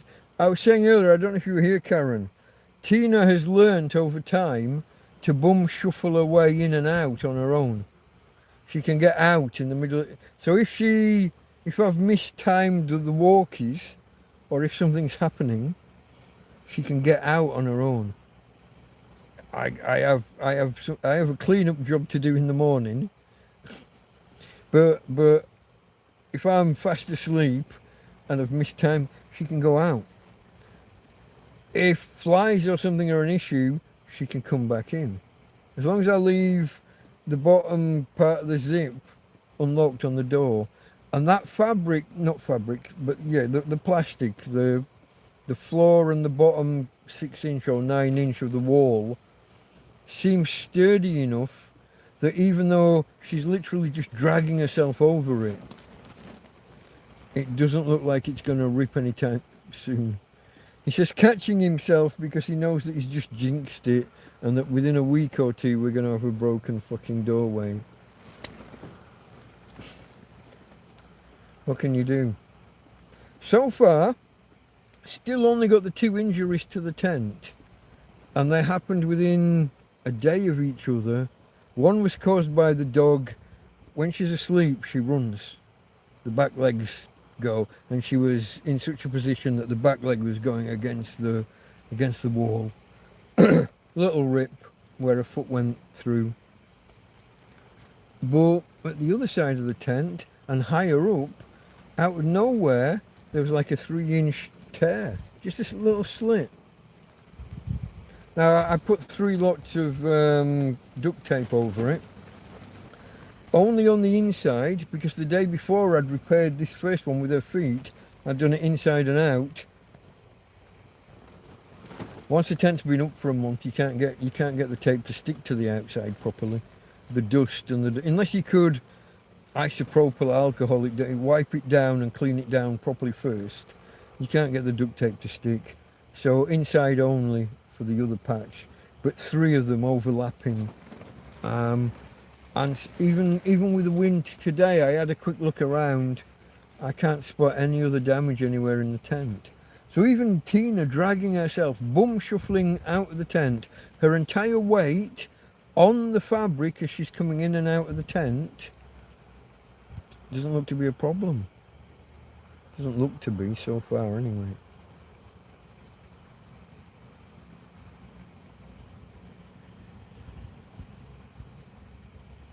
Oh mate, being homeless, you learn so much. You learn about yourself, you learn about people.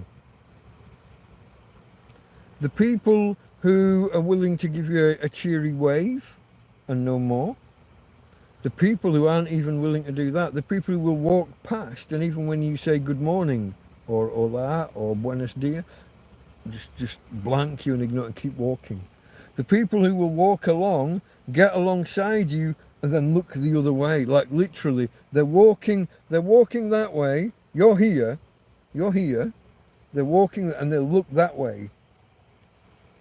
Or if they're driving, they'll do the same. Look, they're driving that way, but they'll look over that. They just look the opposite way. That's some people.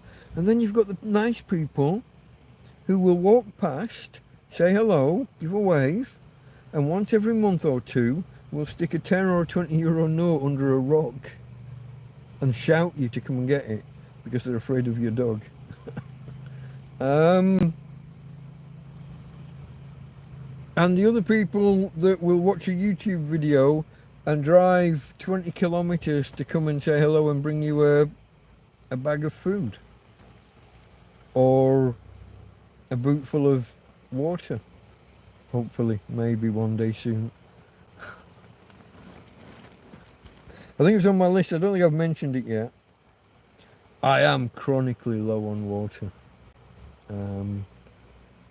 This morning I had 8, 9, 10, something like that, 1.5 litre bottles of water. I must have gone through 3 or 4 of those today. I will have drunk one. I will have used one for cleaning a pot or a pan or a thing. Something else went on a personal hygiene project. Not gonna go into details on that. But and the dog. Oh, and the bowl, half a bowl got knocked over because dog.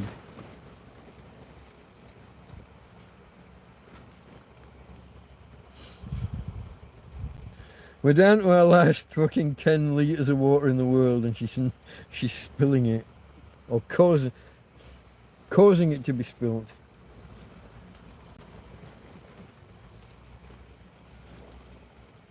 Hey, babe. Now get a cuddle. Is the fan? Can you hear the fan? It's not blowing in the. I don't want to be distorting the sound too much. I definitely don't want popping and clicking in the microphone from the breeze. But Tina's enjoying it, and I'm not minding it. I'm just mindful of the noise it may be creating on the audio.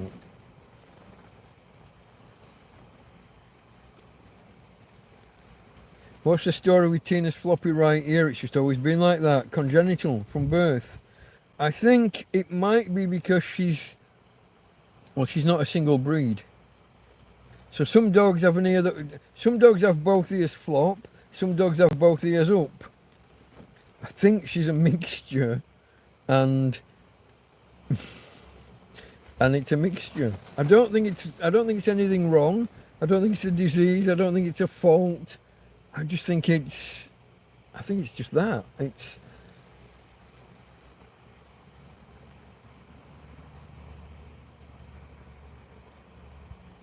Rob says, yeah, invisible. Yeah, the people who will turn away.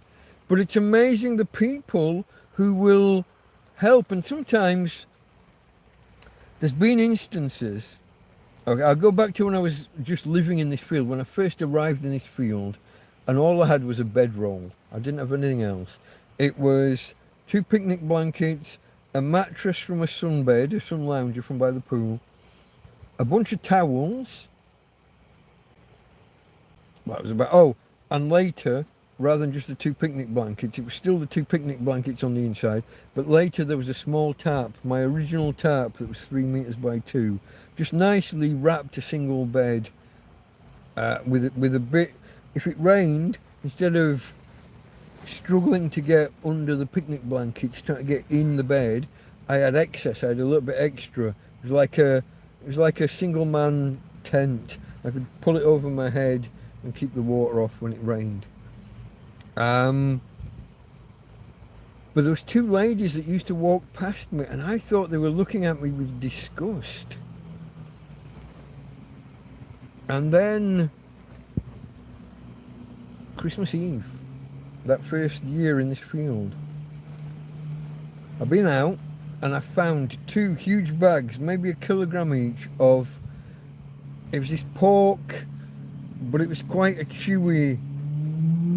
If I'd known what it was when I cooked it, I would have gone long and slow.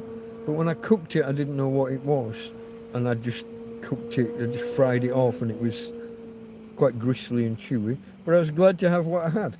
But on the day I found it, which was Christmas Eve, through the day, these 2 ladies walked past. She took one look at me. This was the bad thing. She took one look at me and knew that I was in need. Now I'd got if you watch my first video and I've got the long beard, I was like that, but I'd got this ponytail that had locked up and glued up and become gummed up with a melted elastic band, and the whole thing was kind of twisting and turning and pulling tight, and I'd literally just cut it off the night before. So I had this, I thought it was going to be like Friar Tuck with the fucking bald patch. It actually ended up quite neat, but it needed a few days to loosen out. What was left needed time to loosen out and ease out. But that day didn't look good. And I'm walking along, she took one look at me and handed me these portions of, I think it was chicken rather than turkey. But she'd been looking at me for weeks with what I thought was absolute disgust. And then she turned to me and helped me on Christmas Eve. And I thought that was wonderful. I'm embarrassed that I looked like I needed help. I mean, I did need help, but I'm embarrassed that I looked like I needed help. I thought I was putting on a good show and maintaining a reasonable. I mean, she will have seen me stopping at bins at some point and looking in or looking around. But in general, my look, I hoped, was passable. Certainly better than it is now at times. But I had more access to some resources back then. We could get out and about and go places and get things and do things. I had enough water to wash clothes and things back then and wash my hair. Do you know how much water it takes to wash your fucking hair? That's why I gave up. Literally, it's over 18 months now. It's probably nearer 20. And in summer, it's terrible because you're sweating and your hair is just, it's awful. Most months it's fine. Comb it a few times and it's hardly noticeable. I'm not going to say it's great, but it's most times it's not too bad. At the minute, I can't get my fingers through my hair. It feels like it's a greasy mess, but it's not grease, or I don't feel like it's grease. It's the agglomeration of sweat and salt, and it's. I don't have the vocabulary, but yeah, it's people, the nice ones and the nasty ones. Now, just recently, and it is a recent phenomenon, you see, the people who turn their head away, or the people that just ignore you when you say hello, that's not nice, but it's not harmful. But just recently, there's 4 or 5 tribes of kids taking it upon themselves to start throwing stones at the tent. Now, when they were throwing stones at the old tent, it's annoying. It was annoying when my head was against this is the back wall. This is like the north wall of the tent, more or less north, not quite, but the sun's over there-ish at noon, so this is north-ish. I was sitting here a couple of times. I've been sat here with my head against this, and whack! Now, most have missed. One hit high and rolled down and kind of caught me a glancing blow, but one caught me a fuck-on bang. Just fucking bang. This is in the old tent. Not nice. Up and out, chase the little bastards. Throw stones back at them. Try and let them know that you're not going to fucking just I'm not just going to sit here like a dumbass. If I don't do something, they'll just come closer and throw bigger rocks and come closer. And eventually they'll cause either harm to me or the dog or to the tent. Now, when it was the old tent, not so big a deal. But when it's a brand new tent that you've just spent hundreds of euros on, big fucking deal. If I'm going to all this trouble of putting extra tarps on to keep the sun off and to disguise it from the... And you're going to come along and start throwing rocks at it and try and put holes in it in the first fucking week, I'm not going to be happy. I'm trying to extend the life of the tent beyond 6 months, 7 months to a year or more. And you're trying to put holes in it in the first fucking month. Fucking no. So there's a few different gangs of them. I think there might be there might be 1 or 2 kids who were like consistent across the groups. There might be someone who's with one group one that says, hey, let's go throw stones at the tramp. And that group says yes, and then he's with a different group and you know, that kind of thing. So that's positively, I know kids will be kids, and I probably did stupid stuff as a kid. I don't remember doing anything as outright stupid as that. I remember being cheeky at people after my football hit their car and they were all concerned. Or after my football hit their window or something. You know, kids. But I think there's a difference between like your football accidentally does something and you stand there and a gang of you start throwing fucking rocks at a person or at a tent. I don't know, folks. The difference in people, the ones who want to be, the ones who are nice but don't help, the ones who are nice and help, the ones who are neutral, the ones who are nasty, and then the ones that are damn right vile. Let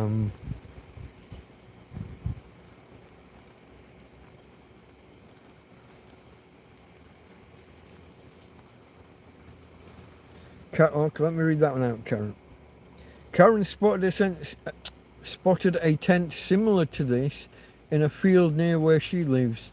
It's been there for weeks. Oh, chat. It's been there for weeks now. It's not really accessible for her to ask if they're okay. And this time of year, you don't know if it's just like a long-term holiday thing or yeah, it depends how long it's been there, doesn't it?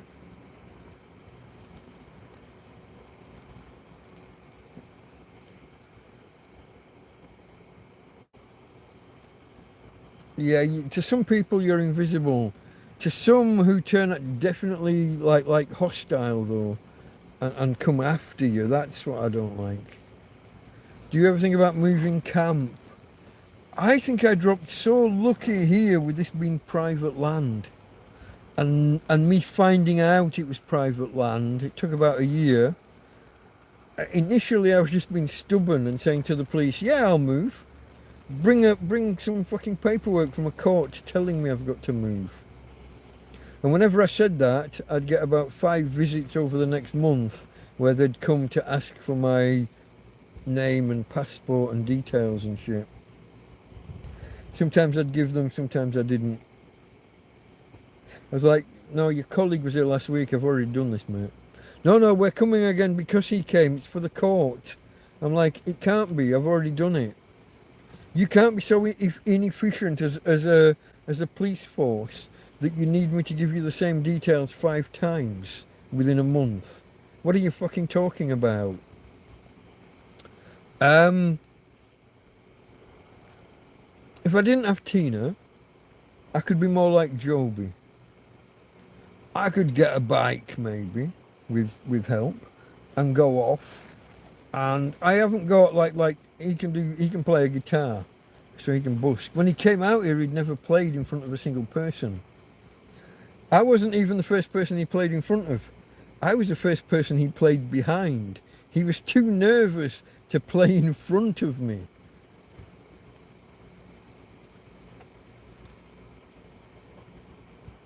Shaking like a fucking leaf he was.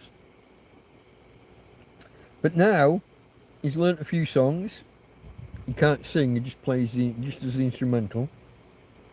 But he pictures himself outside a row of shops or outside of a supermarket, or I'm not exactly sure of the details, but wherever he goes, just sits down, starts playing, cap on the ground, and some people will give him money. Some will ask, "Do you want a cup of coffee, or do you want a McDonald's?" You know, whatever it is, and different people help in different ways.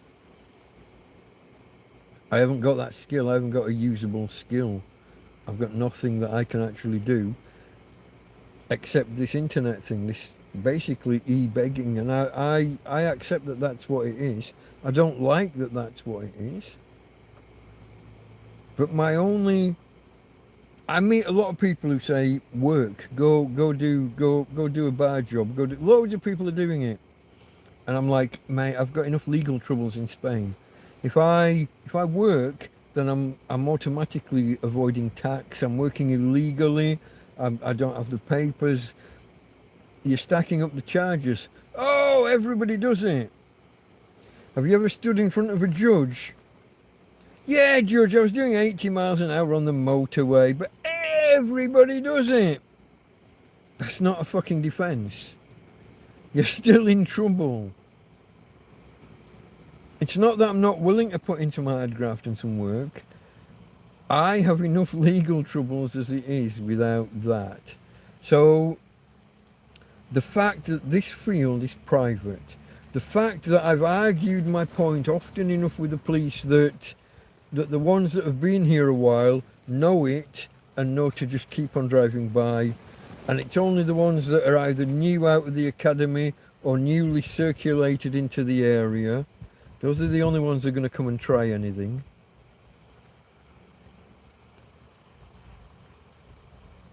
I've established kind of a support network between the friends that I've made, either talking to people passing by or you guys.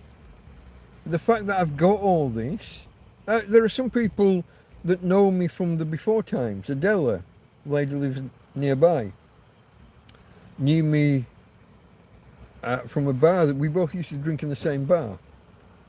We weren't close friends or anything. There was the odd kind of wild party where everyone just puts their arms around each other and photographs are taken. But we weren't close friends. We were acquaintances. We had friends in common. But she lives just here and she pops by every now and again. I've got a support network here. If I move from here and the police turn up and start doing the whole ID, papers please, I'd have to show them and then I'd either have to show them the ones that look forged because they're water damaged, or explain, oh, I used to live in a field that got, how bad does, when you're actually in a field that used to flood and that they can check it flooded, that's one thing. But if you're somewhere else and you say, oh man, I went in this field this night and it flooded, and they're like, field flooded in fucking Torrevieja? What are you talking about?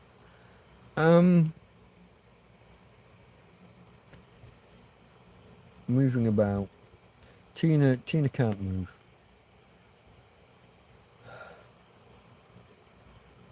I can't get out of this field even during the day.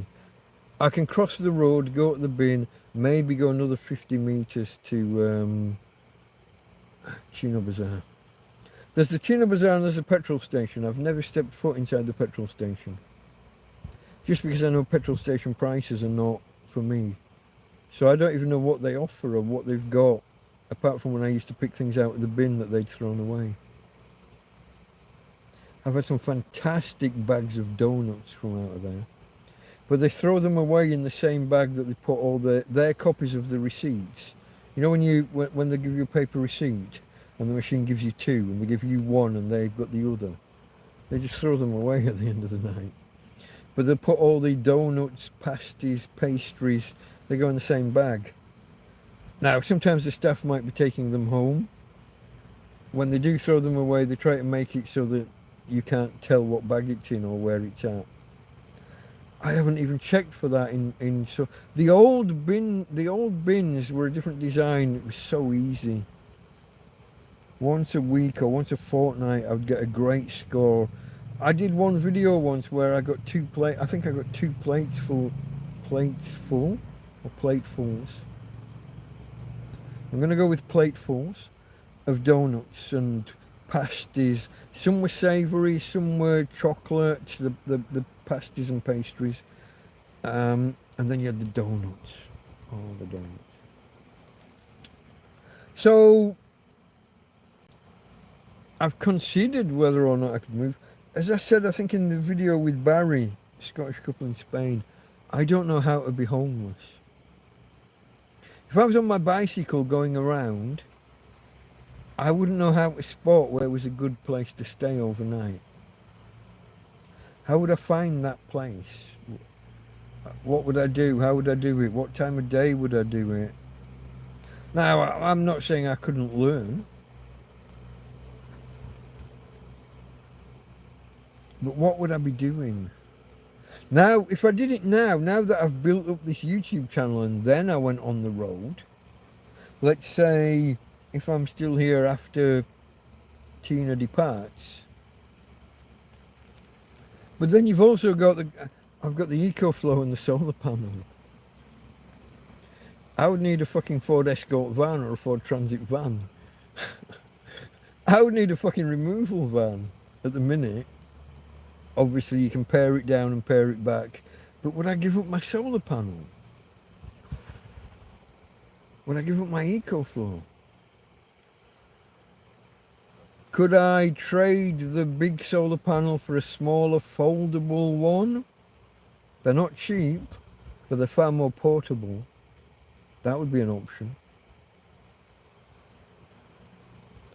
Could I get a bicycle and a trailer and put the EcoFlow and either this solar panel or a foldable one in, some clothes and enough bits and bobs to get by? Maybe. So I've thought about it, but I have, for now, excluded it for a number of reasons. Good question. It's a good question. I get asked it fairly regularly.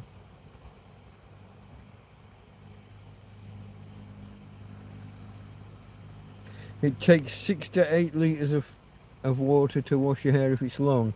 What about if it hasn't been washed for 18 months? You're going to double or triple that. There's going to be an initial rinse, an initial run through. The first lot of shampoos is not going to touch it. Then you're going to rinse it and the water's going to be... And then another lot of water and a second go and another lather. 3, 4, 5 lathers, a rinse, and then maybe what? Maybe then the proper wash? And then 2 rinses after, because even though it's short, it's going to be, I don't know. And just putting water in a bucket. See, you're talking about how many litres it takes coming from like a shower head sprinklery thing. I'm talking about buckets of water or bowls of water. You'd be surprised how much water a bowl holds and how little good it does once you dunk your head in it.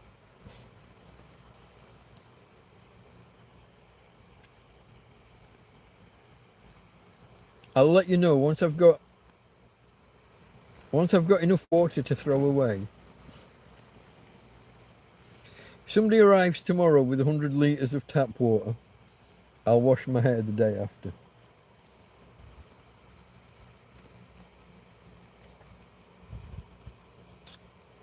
Fruit-based drink for the ladies. Remind me, there's still some in that. I am just going to crack open this can because it's here.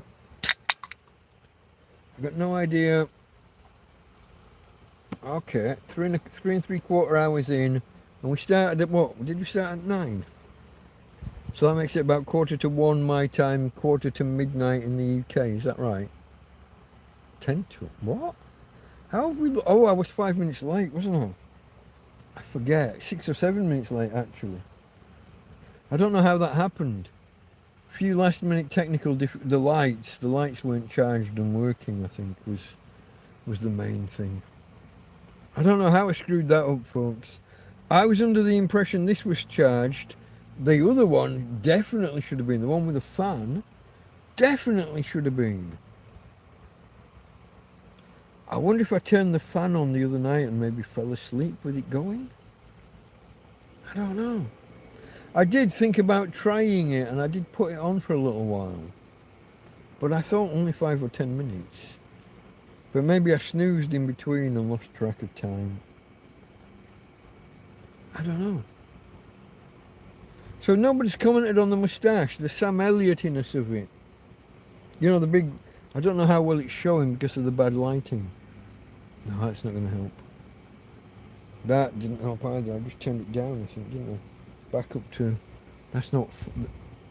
That setting is full, but the lighting certainly isn't, not compared to normal. I'm going to turn that fan off before we... Down to 70% on the EcoFlow.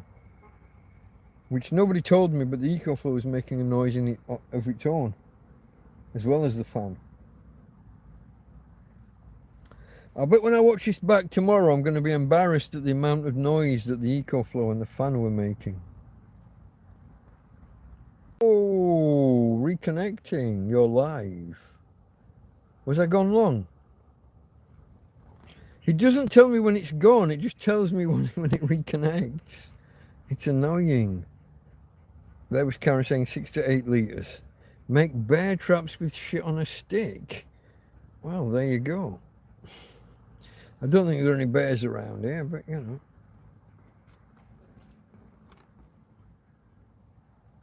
No, it's hidden. It's where I played out. Oh.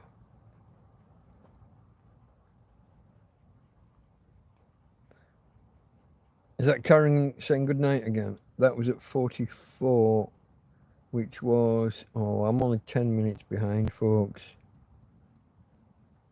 Come back to England, open a pub, tell your stories. I don't think I'm the greatest storyteller in the world. I'm an okay ranter when I've got a fucking dog in the race. Somewhere like Chester or York. I love York. What's the pub by the river, and when it's flooded over the years, they've got a mark on the whole thing's black and white. It's that Tudor. It might be mock Tudor, I don't know, but it's got the look of that mock of that. It's not wattle and daub, is it? But that kind of thing. But inside, literally by the river, and they've got boards, and they mark how high the flood was each time the river floods. Me and the missus went there. We went to York. I think we did a week. And God, when would this be? 1993. Was it just before we started uni? Might have been the end of the first year. 94 or 95. I've got a feeling King's Arms or King's something or other. But I sat reading A Brief History of Time by Stephen Hawking, trying to look all intelligent. I didn't grasp half of what I was fucking reading.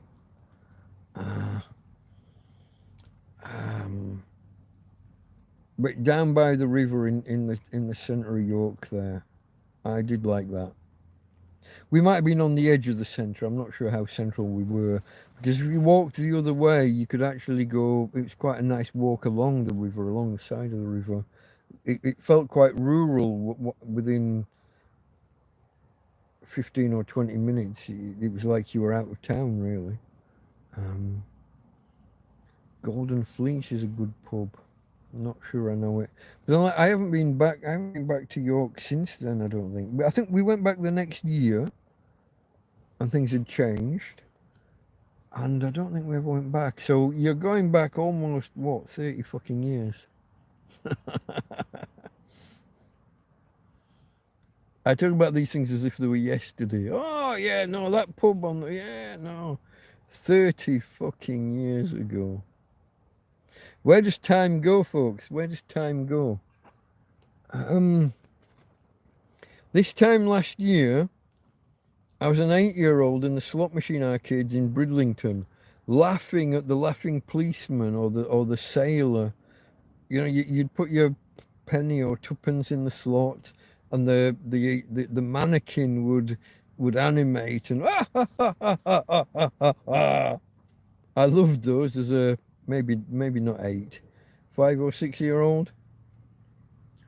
Bridlington, Scarborough, Filey, Whitby, and then we got a caravan in Cleethorpes. Good days.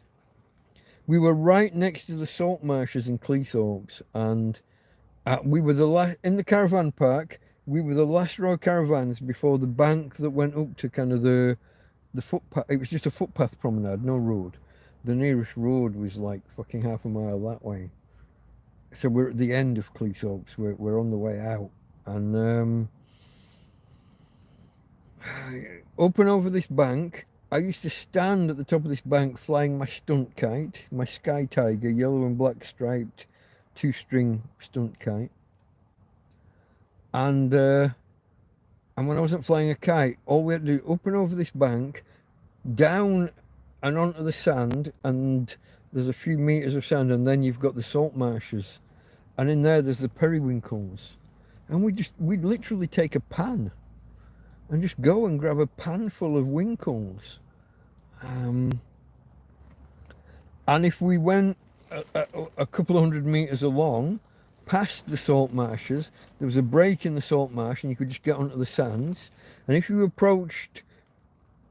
kind of approach the sea, but don't go as far as you want the sand that's still wet all day long, even though the sea's gone. And in Cleethorpes, the sea will really fucking go. You just put your hands into the sand and you're pulling up cockles. You've got cockles, you've got winkles, and if there's any metal structure nearby, we had some lock gates nearby that would get a few, not many, but you'd get a few mussels, and you'd also get crabs, but not very big, unfortunately.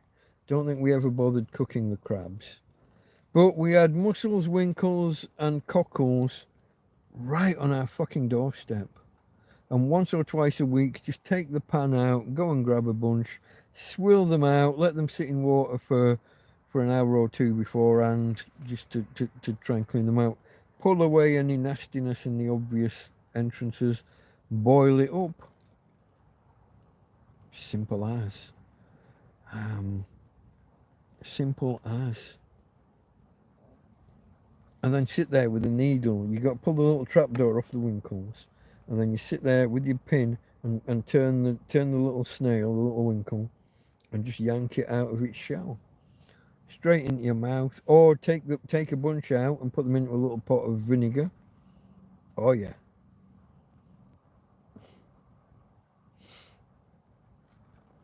Do you like London, central London? It's a nice enough place to work. I wouldn't like to live there. I lived down Morden, South Wimbledon, Tooting way, mainly, when I was down there.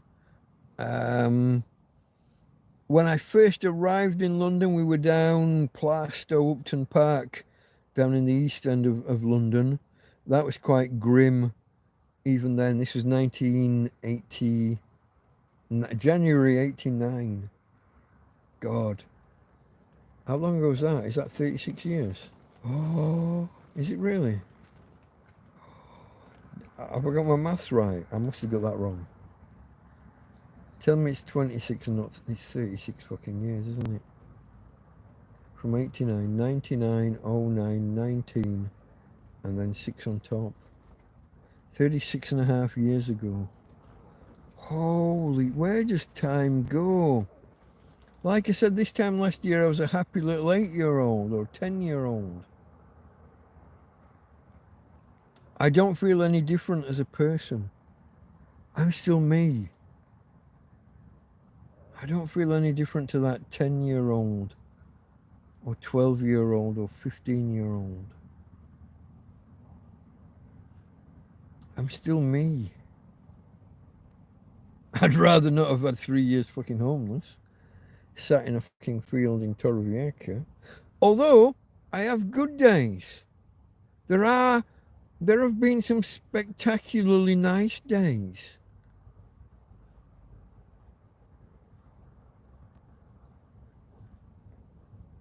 One or two really, really bad ones, like the floods. The floods were bad. That first night in this field and the 31st night in this field, that was really... I thought I'd survived that one. I thought I'd weathered that one. I thought I'd got that one beat. We lasted until 5. Torrential rain all night. I strung a line between a power pole and a tree. I put a tarp. It's only small. It's the same, the 3 metre by 2 metre, the one that's just big enough for a bed. I put it over the line, which you shouldn't do really, but hey, emergency. Put it over the line. I didn't have any pegs. There was nothing to push into the ground. The ground's too hard. But I made the loops, and I tied the loops around some big stones, and I put them out wide. The tarp came out. It didn't reach the ground. It stopped about a foot off the ground, but nice and wide. I got me, the dog, and all of my belongings under this 3 metre by 2 metre tarp, under the trees, on what looked like slightly higher ground. Only looked about 6 inches higher, but the first flood had only been 3 or 4 inches, so it should be fine. Torrential rain didn't stop all fucking night, from like 8 o'clock at night through to 4 and 5 in the morning. Did not stop. Oscar's on his way out. Okay, mate, catch you later. Yeah, I'll be... Yeah, TrampCast, 5 o'clock my time, 4 o'clock yours. Catch you there. But I thought I was being miraculous. I thought it was superb. I could see that the field was getting wet. I thought it was great. I thought I'd done a great... I thought by the time we get to 6 or 7 in the morning and the sun comes up and it was sorted, we survived it. Far more rain than the previous one, and we've survived it. I did a great job with my little tent, blah, blah. That's what I thought. I'm sitting there, I've got a box of wine. I've treated myself to a €1 box of wine, which back then usually meant it was either the first weekend of the month or the last. I could only afford them, typically. I could afford 1 box of wine, basically 1 weekend a month. And it would either be that weekend, the last weekend of 1 month or the first of the next, just depending on how it fell. €1. In fact, it was 85 cents at the time. That was me treating myself. And I sat there. I've got my wine and cola. I'm mixing red wine and cola to make it go further. I'm sat there in a torrential fucking thunderstorm for 8, 9, 10 hours, however fucking long it's going on for. And I'm starting to pat myself on the back. And then I see the puddles on the floor, because the tent didn't reach the floor. Like I said, it stopped about a foot above, 30 centimetres above the ground. So I could see out and under. And I could see the puddles gathering and gathering. And the puddles became like a larger puddle. Then I watched a ripple come over the puddle, and I kind of jumped to my feet. Even though I'm under a tent that's only about 1 metre high, I got squatted on my feet. Smack on my back. Hit by a wave. Okay, Rob. Catch you later, mate. Now, behind me were all my belongings, like all my bags and things piled up. I had bags I could hardly pick up. I don't know how heavy that would be. How heavy is a holdall that a grown man can only just pick up? I got these things piled up, and this wave comes in about 1 metre high, and I'm squatting, and I'm only about 1 metre high under this tent. I'm hit on the back by the water, but it carries the bags and things past me and 5 metres that way. A bag I can only just pick up. Grown man, only just pick up a holdall, and the bag's gone fucking 5 metres that way. And me and the dog are sat there fucking shivering, wondering what's going on. The dog the water settles at like just under her chin, chest high for her. So we've got the initial wave when we're wet through, but it settles at that height. And we're shivering, we wonder what the fuck just hit us, what's going on. I have to kind of stand up and demolish the tent. I have to just rip the tarpaulin and stones out of the way and I'm just stood in a field, and the entire field is above knee deep, just the top of the knees, knee deep in water, the entire field, unrecognizable. All of these patches of bush and grass and stuff that you see in this field here, kind of gone, hidden, but you've just got the odd patch of grass or tree or bush above the water, unrecognizable. And we stood there for a couple of hours while it all drained away. And it goes from above the knee to below the knee. It goes to halfway down your shins, goes down to your ankles, and you're thinking, oh good, another half hour it'll be gone. Sun will be coming up soon. We can start the drying off, and we'd done it before a month earlier. No big deal. We know the process. No, gets down to ankle deep, and there's another fucking wave comes in at knee height. And at this, we just take off, me and the dog. Now I'm struggling to walk through this field knee deep in water. My dog's struggling to walk through the fucking field, just about keeping her head above water. And I just abandon everything I own, all my belongings, all my electronics. It's all just left. My clothes, it's all just left. We just got to get out of it. Don't know where I'm going. We're just off.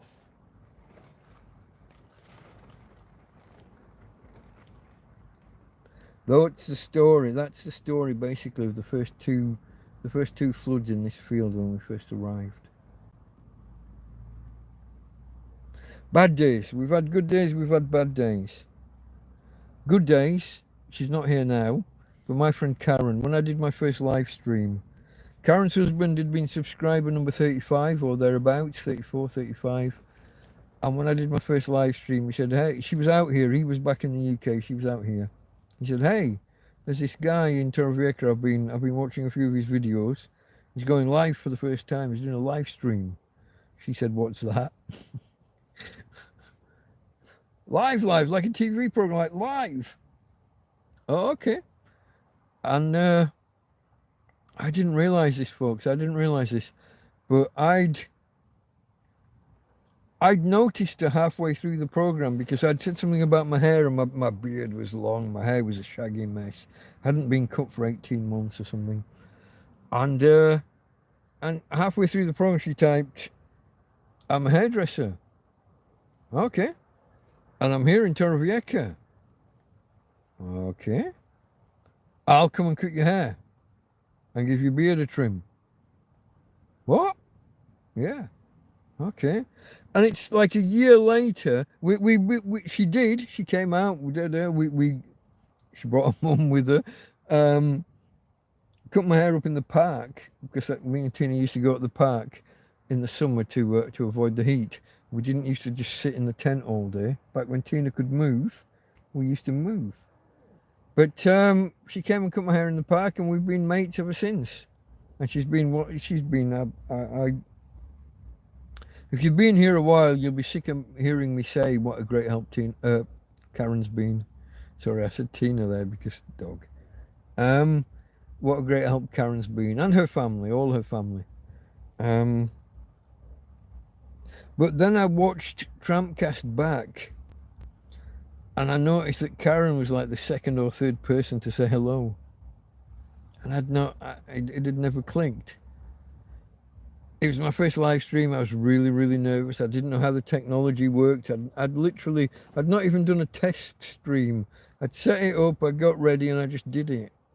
It's my way with technology. There's no experimenting. It goes wrong and then you fix it after on the second or third go. But I didn't do a test go. The first go was the first go.